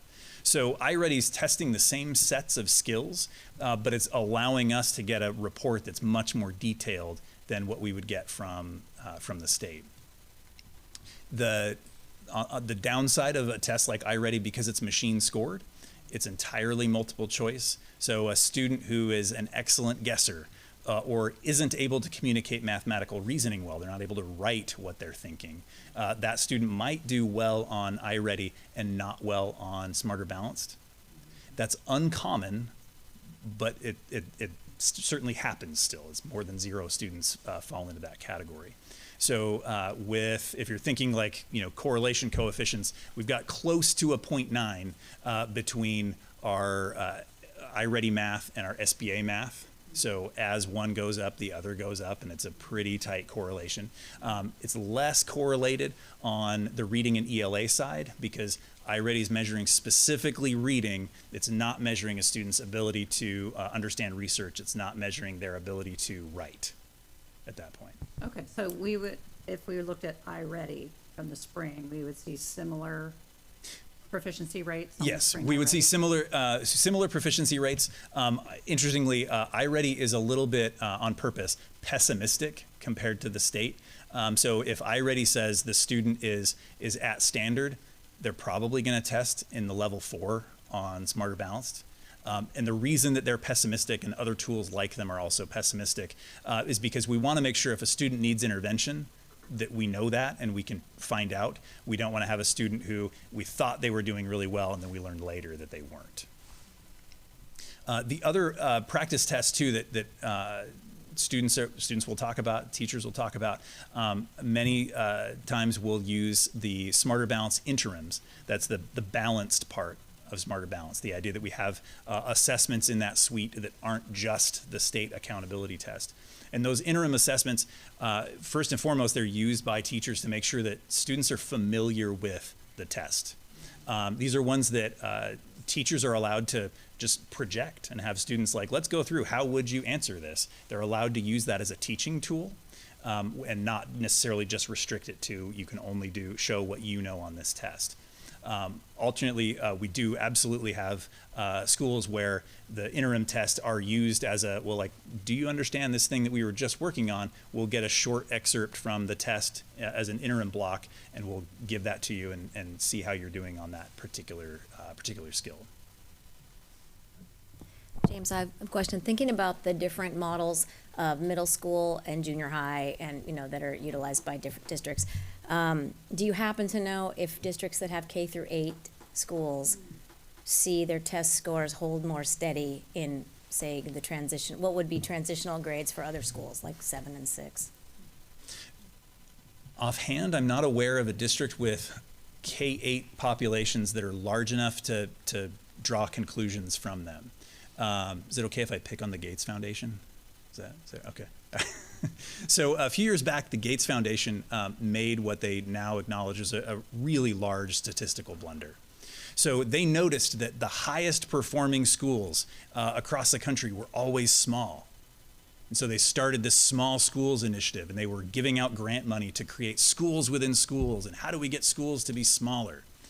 And what they didn't look at the time was that also the lowest performing schools across it were all really small because they're really subject to cohort effects. If you have a school where there's only 10 students in a grade and one student's really struggling, or one student was absent during the testing time, then you start seeing really large effects there. So our K-8s in our state tend to be in those really small places, and so it's hard to generalize from them about what does that really look like. Also, my daughter did throw up on the wassail in 4th grade, and they counted it, so Yeah. it does happen. It does happen, yeah.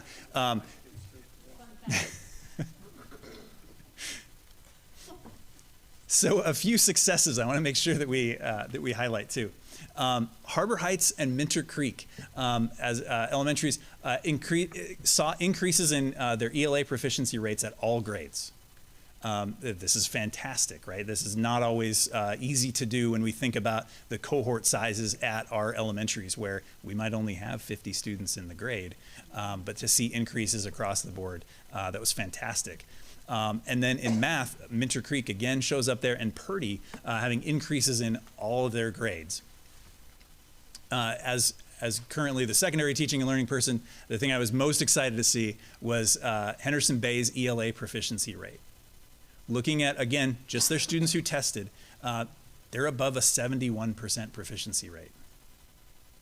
This is a point at which comprehensive high schools across the state would love to be.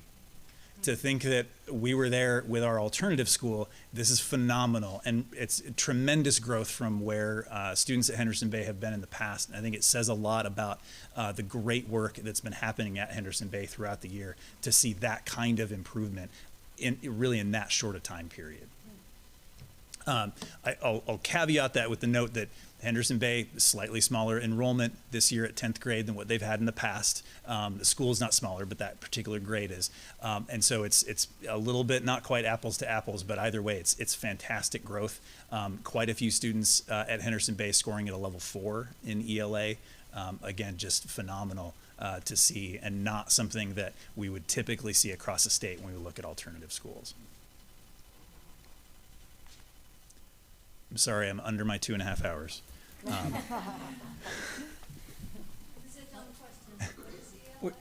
English language arts. I do have questions. Yeah, go ahead. Okay, so surveys. Okay. Surveys. Excellent information on the SBA. So, okay, so regarding our surveys, are any of the surveys that we talked about tonight, Healthy Youth, Panorama, or State of Play, mandated for the school district to do by the state or OSPI? So Healthy Youth Survey absolutely is mandated by the state.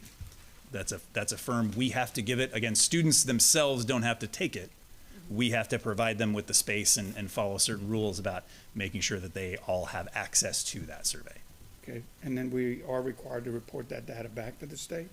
So we actually don't report that back. We don't get it until the state gives it back to us. So the students are taking that survey through a state system. Okay. But the Panorama, we choose to do that. It's not mandatory to do it. Okay, and the State of Play, I was a little curious that your comment was, it seems that it doesn't really apply to education, public education. It's mostly for parks. Just curious why we do it. 23%, 25%. I just didn't understand why State of Play was asking about their social emotional. Do they feel depressed? And it seemed like that's something that is more appropriate on the other ones. I don't know why. Why does State of Play have those questions about that? Just curious. Kristen, you want to take the first part of that question? Well, take the second part? Yeah. So the Aspen Institute and Metro Parks and Pierce County, they implemented that. We were invited to the conversation. The intent of that survey was to look at parks across the bridge and to look at areas where they want to incorporate more parks, recreation areas, things like that. I just went to the original meeting and continued with that. And when they said we have a survey, sent it to James, and we had a very small N size because the turnaround was very quick. There were not many school districts that actually, but if you read the State of Play document, this is just a snapshot. Mm-hmm. There are multiple, there's lots of data that we got. Yeah. Things that students really enjoy, sports, clubs, activities, and also how close are they in order to be able to walk to a park or a playground, all of those things. So in our minds, we would get more data that we could share with our capital projects task force and into the future, because it did just give a snapshot. Mm-hmm. And it wasn't a comprehensive one. It was 15% of our kids. Very small. Yeah, very small. But the information is pretty interesting. We brought that information pieces of that, Chris. We brought that to our superintendent student advisory and had students talk about it. Yeah. Did they agree with it? Did they not agree with it? But our focus really was on access to parks, clubs, activities, and sports. That's right. I guess if that's a focus, I just didn't understand why. Yeah, that's not an ongoing survey. Yeah, that was a one-time. My question was, why did we focus on those mental health issues as far as state of play rather than are they out playing, getting physical exercise? Yeah. So the reason I wanted to report out on the mental health part of that, again, the Aspen Institute was trying to test the idea of is access to parks related to students' mental health, right? Okay. So that's why they were asking those questions. As we look at state of play, we can see some similar numbers to students who are reporting sort of depression there, to students who are reporting that on the Healthy Youth Survey, to students who are reporting that they feel like they don't matter to others at the school. We can kind of see some very similar information across 3 pretty different surveys that students were taking at pretty different times. So one of them in the last school year, and then 2 of them in the current school year. Lots of information there. One of the other things that comes through on the activity side is our middle school students who took the survey, they want us to do more with wrestling. It's really interesting. Like, they say they want more opportunities to try wrestling, but then they also say that they did try it. It's kind of interesting. Sometimes you wonder with middle school students, like, what did you really mean by that one? So seeing wrestling show up a lot, I was curious about that. Yeah. Well, I mean, I when you say it like that, I mean, I think everyone on the board believes that. Speaking only for myself, that our kids need to be outside playing and not on their phones, because that's really important. So for me, I guess this isn't going to be come as a surprise. I just wonder, do we feel that we need to keep doing these healthy youth surveys? If they're you said the healthy youth were mandatory, we have to do it. Healthy Youth Survey is mandatory. That's one that we've seen also, if we look at over the last really almost 15 years that the survey's been around. We've seen quite a few of those student responses to questions change a lot. And some of it's because of access. Like, we didn't see people vaping in 2010. It's not really what was available to them, right? But in other cases, it's not necessarily an access issue. We see fewer students reporting alcohol use than were reporting it pre-pandemic. And so some of those things are useful for us to know, because they lead into things that our counselors are working on, things that our health teachers are working on, and then other work that we do with our community partners. Yeah, and I mentioned this at previous board meetings, and to you and John, why is that this is a 2-year reach back, and so we don't really get real-time data on what's going on, because these are taken every 2 years. So I'm wondering, would we get better results and more real time how students are doing now if we were to have regular focus groups, maybe have focus groups in our middle schools and our high schools, so that we get students, not necessarily ASB, but regular students, and do check-ins and just say, not the Healthy Youth Survey, because we know that they don't all put a lot of effort into the Healthy Youth Surveys. I mean, talk to students and they say they just fill it up like a zigzag and some just straight line. They don't really put much. So we're not really getting, in my opinion, like you said, the 3% and the 6%, the always this and always, that's probably real. In the middle, I don't, me personally, believe we're getting real useful data there. So I'm just wondering if we were able to, so like we have the student advisory groups, could we have focus groups different from that could say, how are we doing? What do you need from us? How, just like you said, the day you fill out the Healthy Youth Survey, did you hit a dog on the way to school? Did you get in an argument with your boyfriend or girlfriend or whatever? And I think we've all take strength finder surveys and stuff like that, depending on your mood when you take it. I'm just saying, do you feel that would be a benefit, in your opinion, to having focus groups to check in with our students rather than just relying on these 2-year reach back surveys? Yeah, 100%. So with the Healthy Youth Survey, again, students are taking October. We don't get the results back typically until late March, sometimes even a little later than that. But and so we've got that gap, and then we're stuck waiting. right? We could, I suppose, try to ask those same questions again. I'm not sure if that's quite what we should be doing. With focus groups, I think that's absolutely something that we should be doing. I'll highlight here a couple of the school-based focus group efforts that have gone on. So at KPMS, Luke Grunberg has really focused on trying to get some principal focus groups so that he can hear from the students sort of what are you doing, what are you feeling. One of the things they learned in the 22-23 school year, they tried surveying students more, and that ends up kind of like you can get on the bathroom scale more frequently, and that doesn't necessarily change the number, right? And so really getting in with students and asking them more questions and different questions, right, in a conversational way, and then seeing some opportunities to make improvements and changes there. Also connecting back to the great work that's gone on this year at Henderson Bay, Brian Tovey and working with Heather Hayes, a counselor there, have really focused on what can we get from students during advisory. What does it look like to really listen to our students in that environment? And we've seen some great improvements from that. So I think those school level focus groups, that's really going to be the most key piece. We can pull students together from across the district, and that's always going to be a little bit artificial. Right, when we get students from all 4 different middle schools together, we're not getting as big a sample. We're getting students who aren't necessarily familiar with each other. They might be willing to say things to us, but not to those students that they don't really know.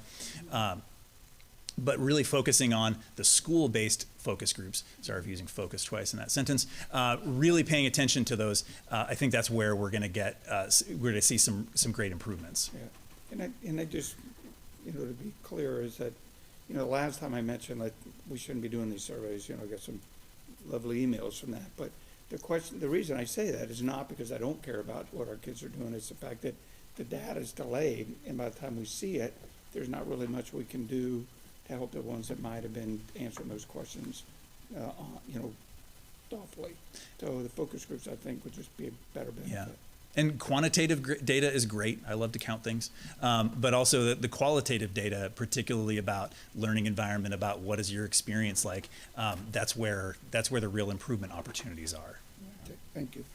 Well, and it just makes me think too, one of the things I really appreciated was kind of linking back to the instructional materials committee review, where you shared the survey results that you got for what people wanted to see and did not want to see in ELA, which is a lot of qualitative data. And then you shoved it through, I'm looking at you, Chris, shoved it through AI to be able to actually pick out actionable themes and things like that. I think it's actually it was really powerful, I think. And it's never, I think the student, these surveys that you're talking about, or focus groups, it always seems like how on earth do you get your arms around all of that information about personal experience? But I think now we're in a position to be able to process qualitative data in a way that we can actually act on. And a lot of times in those smaller school-based focus groups, what we can get what we need out of taking notes, right, as they're talking.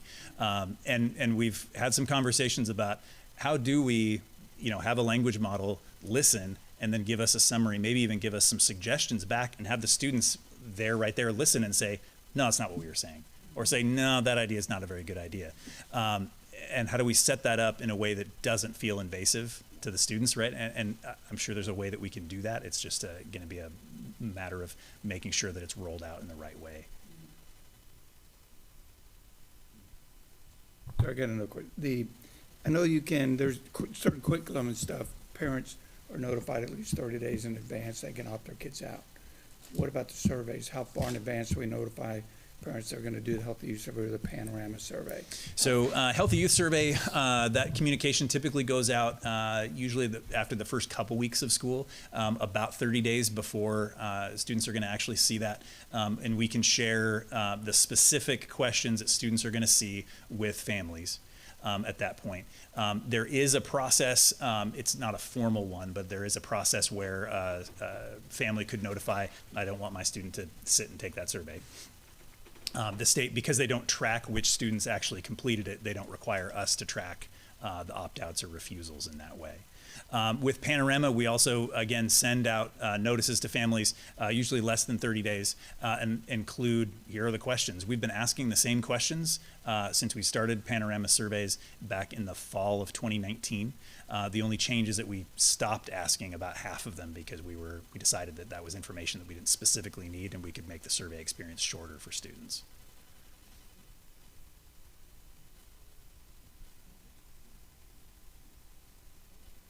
Thank you very much. Yeah, thank you.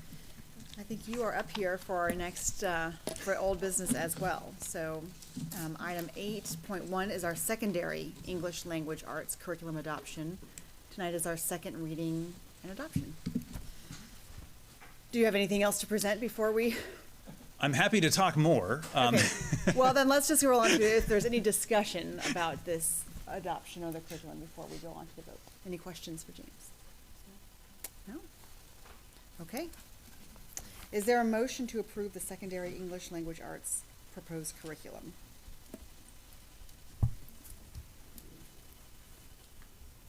I'm just waiting to vote. I'll move to approve this, the secondary English language arts curriculum. Okay. I'll second it. It's been moved by Jennifer and seconded by Lori to approve the secondary English language arts ELA curriculum. All in favor say aye. Aye. Aye. Any opposed? The motion is carried. Our secondary English language arts curriculum has been approved. Thank you to everyone who worked hard to pilot that and put that together. Okay, we have nothing under new business this evening. Item 10 is our superintendent's report. Well, this is our last official school board meeting of this school year. So I'm going to be short and sweet. I want to thank all of the staff. I want to thank all of our students. We had a wonderful graduation this last weekend and on Friday, so we graduated 3 different schools. Lots of joy, lots of wonderful pictures, lots of work went into that. I want to thank all of our schools for their end of the year events. There are so many different things going on. I know my calendar just has one after the other, so thank you, Tanya, for kind of cleaning those up. I can't physically get to all of them, but I know many of you have joined me in many events. And then I'd really like to thank our community partners throughout the year. We have had many partners come forward and support students and support our schools and families. So with that, I would just say, let's have a wonderful summer. Rest, rejuvenation, play, connect, be outside, read throughout the summer. I hope that all of our students go to the library often, get your card, it's free, and continue to learn. So with that, I'm just going to be short and sweet. Thank you. Okay, board discussion and comments. Who would like to start? Sit down and Chuck?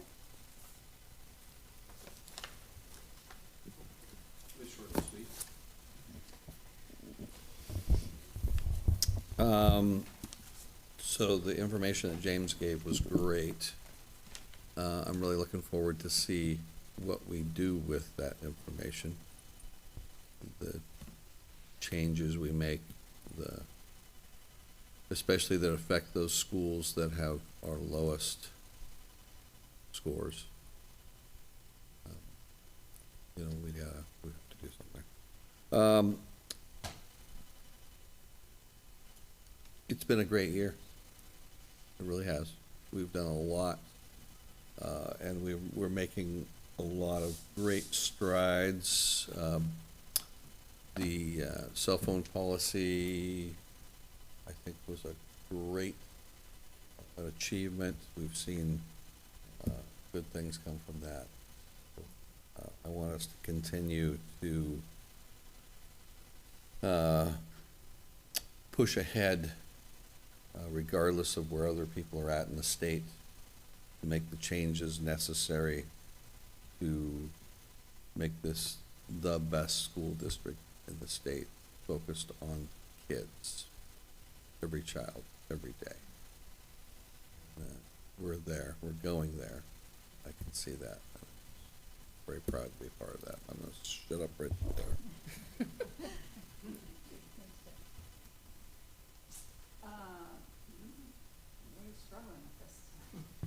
There we go.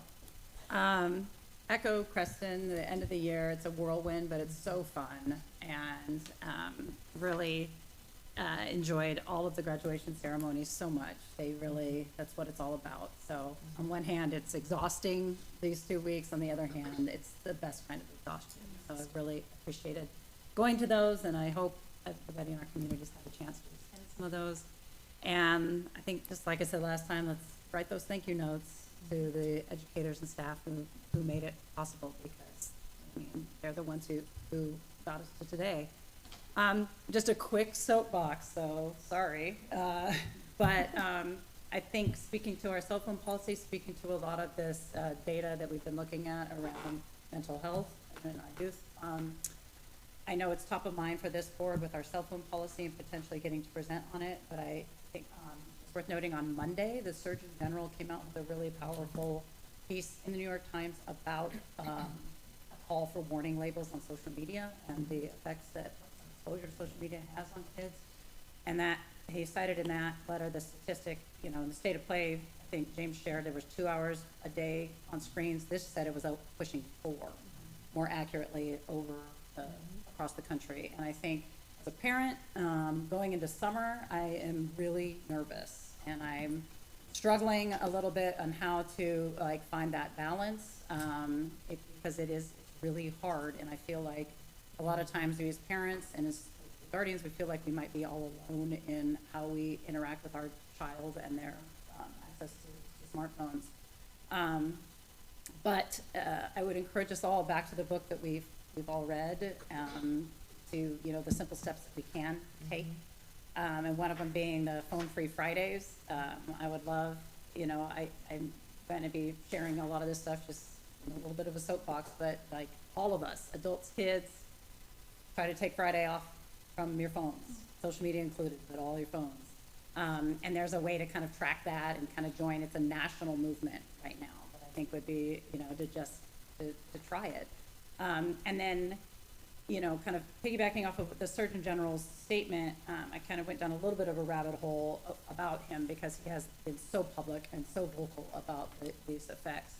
And I know for my summer reading list, he has a book that he actually is a couple years old now, and it's called Together, The Healing Power of Human Connection in a Sometimes Lonely World. So I plan on reading that for my summer reading, because there's a lot of it about the relationship of the epidemic of loneliness and what it means on our mental health, how we experience school, how we perform in school, how we perform in the workplace, and the sense of division and polarization we feel in our society. So I think those two things are very much related.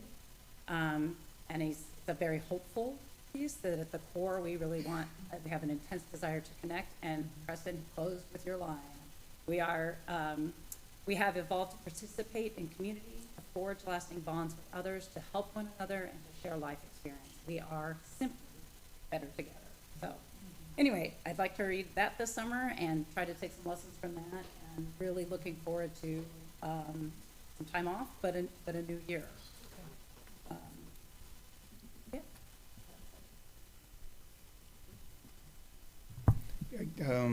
Just so I don't forget my thought, there's a huge difference between being alone and being lonely. And lots of people, me included, really appreciate alone time. I mean being alone so you can reflect. And for me, sometimes just working in my garden and planning stuff, or reading a book, but alone time is a lot different than being lonely. And I think for all these children and even adults, to a large extent these days, unfortunately, they're spending all their time in a virtual world, and they're not making human connection. They're not being outside playing with their friends. I was over in the Kopachuk area over the weekend, and on my way home, there's that little playground off of near Artendale or whatever it's, and there were these, it had to be at least middle schoolers. They're all playing on the baseball field. I'm like, whoa, this is I'd love to see the kids outside playing. And so I do hope the parents will start to realize the importance of play. And, you know, I was talking to, I remember maybe someone the other day that as a kid, they were allowed to just go off and do whatever they wanted all day long. And my dad, you know, was a cop, and he just said, be home for supper.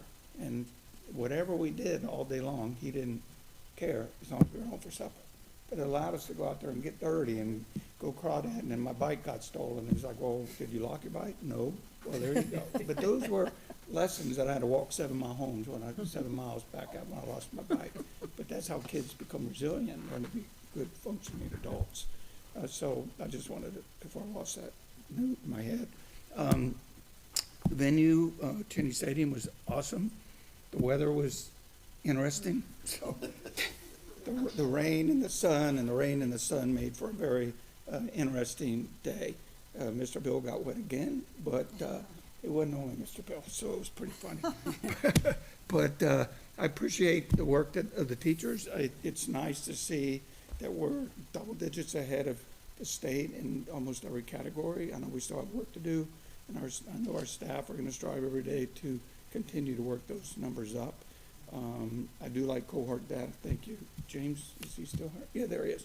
I like charts like James does, and as we go year over year, Chris is going to make sure I get lots of charts. But we are trending. It is very nice to be able to look at cohort data and be able to look at that and see what happened here, be able to do that, look back and make a course correction. And I agree with Jennifer as well, being able, in what we talked maybe 2 weeks ago about AI, and be able to use an AI in the classroom to use that to maybe more quickly identify which students are in need. You know, a teacher has a lot going on every day, and to be able to maybe input data into some kind of AI model, they can see if Johnny or Sally needs additional help. Even if it's EL or multi-language learners, being able to send something home to help their parents that help them succeed. So moving in the right direction. I love it when I talk to Creston and say, leading the nation. You know, we're ahead on cell phone. There's people all over the state looking at what we're doing around the cell phone and social media. More and more school districts are adopting policies that we're adopting because we're forward thinking and we're leading the way. So proud of the school district. So hope everyone has a good summer. Thanks. All right, just a couple of comments. Thank you, James, for all of the great info. And the state of play, I just was going to mention again, while not really geared for schools necessarily, I think the thing I loved about it the most was that it really inspired in me, things to dreams that you could have about partnerships with other, you know, it may not be something that's traditionally in school. Like I was also noted that a lot of kids want to learn fencing, but it actually caused me to spend an entire weekend contemplating what would you actually have to come up with to offer every kid who was interested transportation and outfitting them to learn snowboarding, to go even like twice in one winter, to give them that opportunity. And could you do it through the school somehow? Yes, I mean, you know, and all this stuff. But so anyway, it's a great thing for dreaming, and we're on our way with partnerships and whatnot. So end of year events, always great. I did the color run today at Discovery, which is, as did Aaron, as you can see. I'm not super sure that's going to come off because but it's always a blast, and the kids are so excited, and that's a favorite. Couple takeaways from the graduations. I mean, they're always great, but some specific things.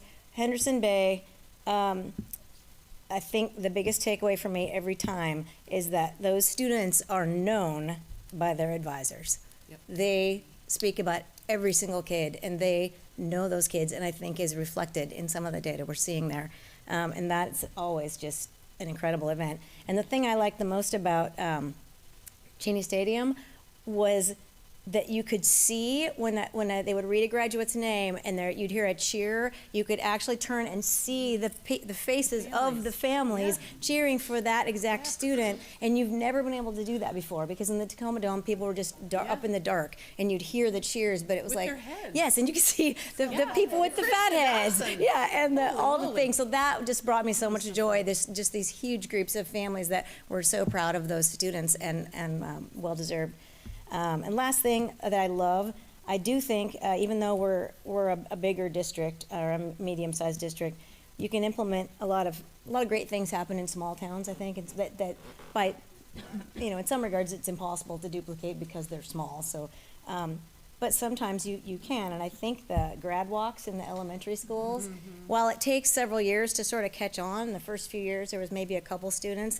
This year, the pictures there was numerous seniors went back, and those kids, high-fiving the graduates that went there, and especially a school like Discovery, where you have, some from each high school well represented at, both come back and remember that they went to elementary school there together. And it's kind of a small town thing in my opinion, but it's just the best of what you can do. And just to remember back to where you got your start. So it's been a great year. It's been fun to work with you guys. So have a good summer. I'm just also going to quickly relay my gratitude for really beautiful graduation ceremonies from CTP to Henderson Bay to the two large comprehensive high schools. I know there was a lot of work that went into the planning. It's always fun to be on stage with Brian Tovey as he mutters, "We practiced this," over when the kids marched the wrong way around the gym. But thank you also to Harbor Ridge Middle School for sharing your space for that. It was really, really a fun event. It's special to share. It's a really special time for me personally to be able to graduate my own child as well. So thank you for indulging me in that. So sending off our seniors into this great big world is exciting. So is it for our retiring staff members. So I hope they go on to this next adventure, all of them, with gratitude for the time that they spent here and just with hopeful hearts for what comes next. We're proud of all, and we'll miss all of you. As they say, 18 summers, boy, those go pretty quick. So enjoy those times with your children. I'm looking back to our retreat from August last year when we created SIPs and DIPs, or the idea was first presented to us. And coming full circle tonight, seeing these test scores and how the work has really played out, and it's quantitatively successful. We can see that work. And so all these people who sit along the corners of these board meetings every week, thank you so much for the effort that you put into it, because we know it takes a lot of work, and to get everyone on board and to really work on behalf of the students and help us achieve our dream and the goals in our strategic plan. We just want you to know that we recognize and acknowledge all that goes into putting together data like this. So thank you for that. I do want to remind everyone to look at the Food Backpacks for Kids Facebook page. They've got a summer lunch program, so there is no need for any child to go hungry over the summer. We know that some kids are going home to fantastic summers. Some are really dreading this time until they come back to school, until they're with us and the security that we provide next year. So please look out for each other. Hope you all have a great summer and some rest. We're only going to have one board meeting in July, and it will be on a Monday. So it's Monday, July 22nd. It will be here at 6 o'clock in the evening. And with that, we are adjourned for the 2023-2024 school year. Thank you.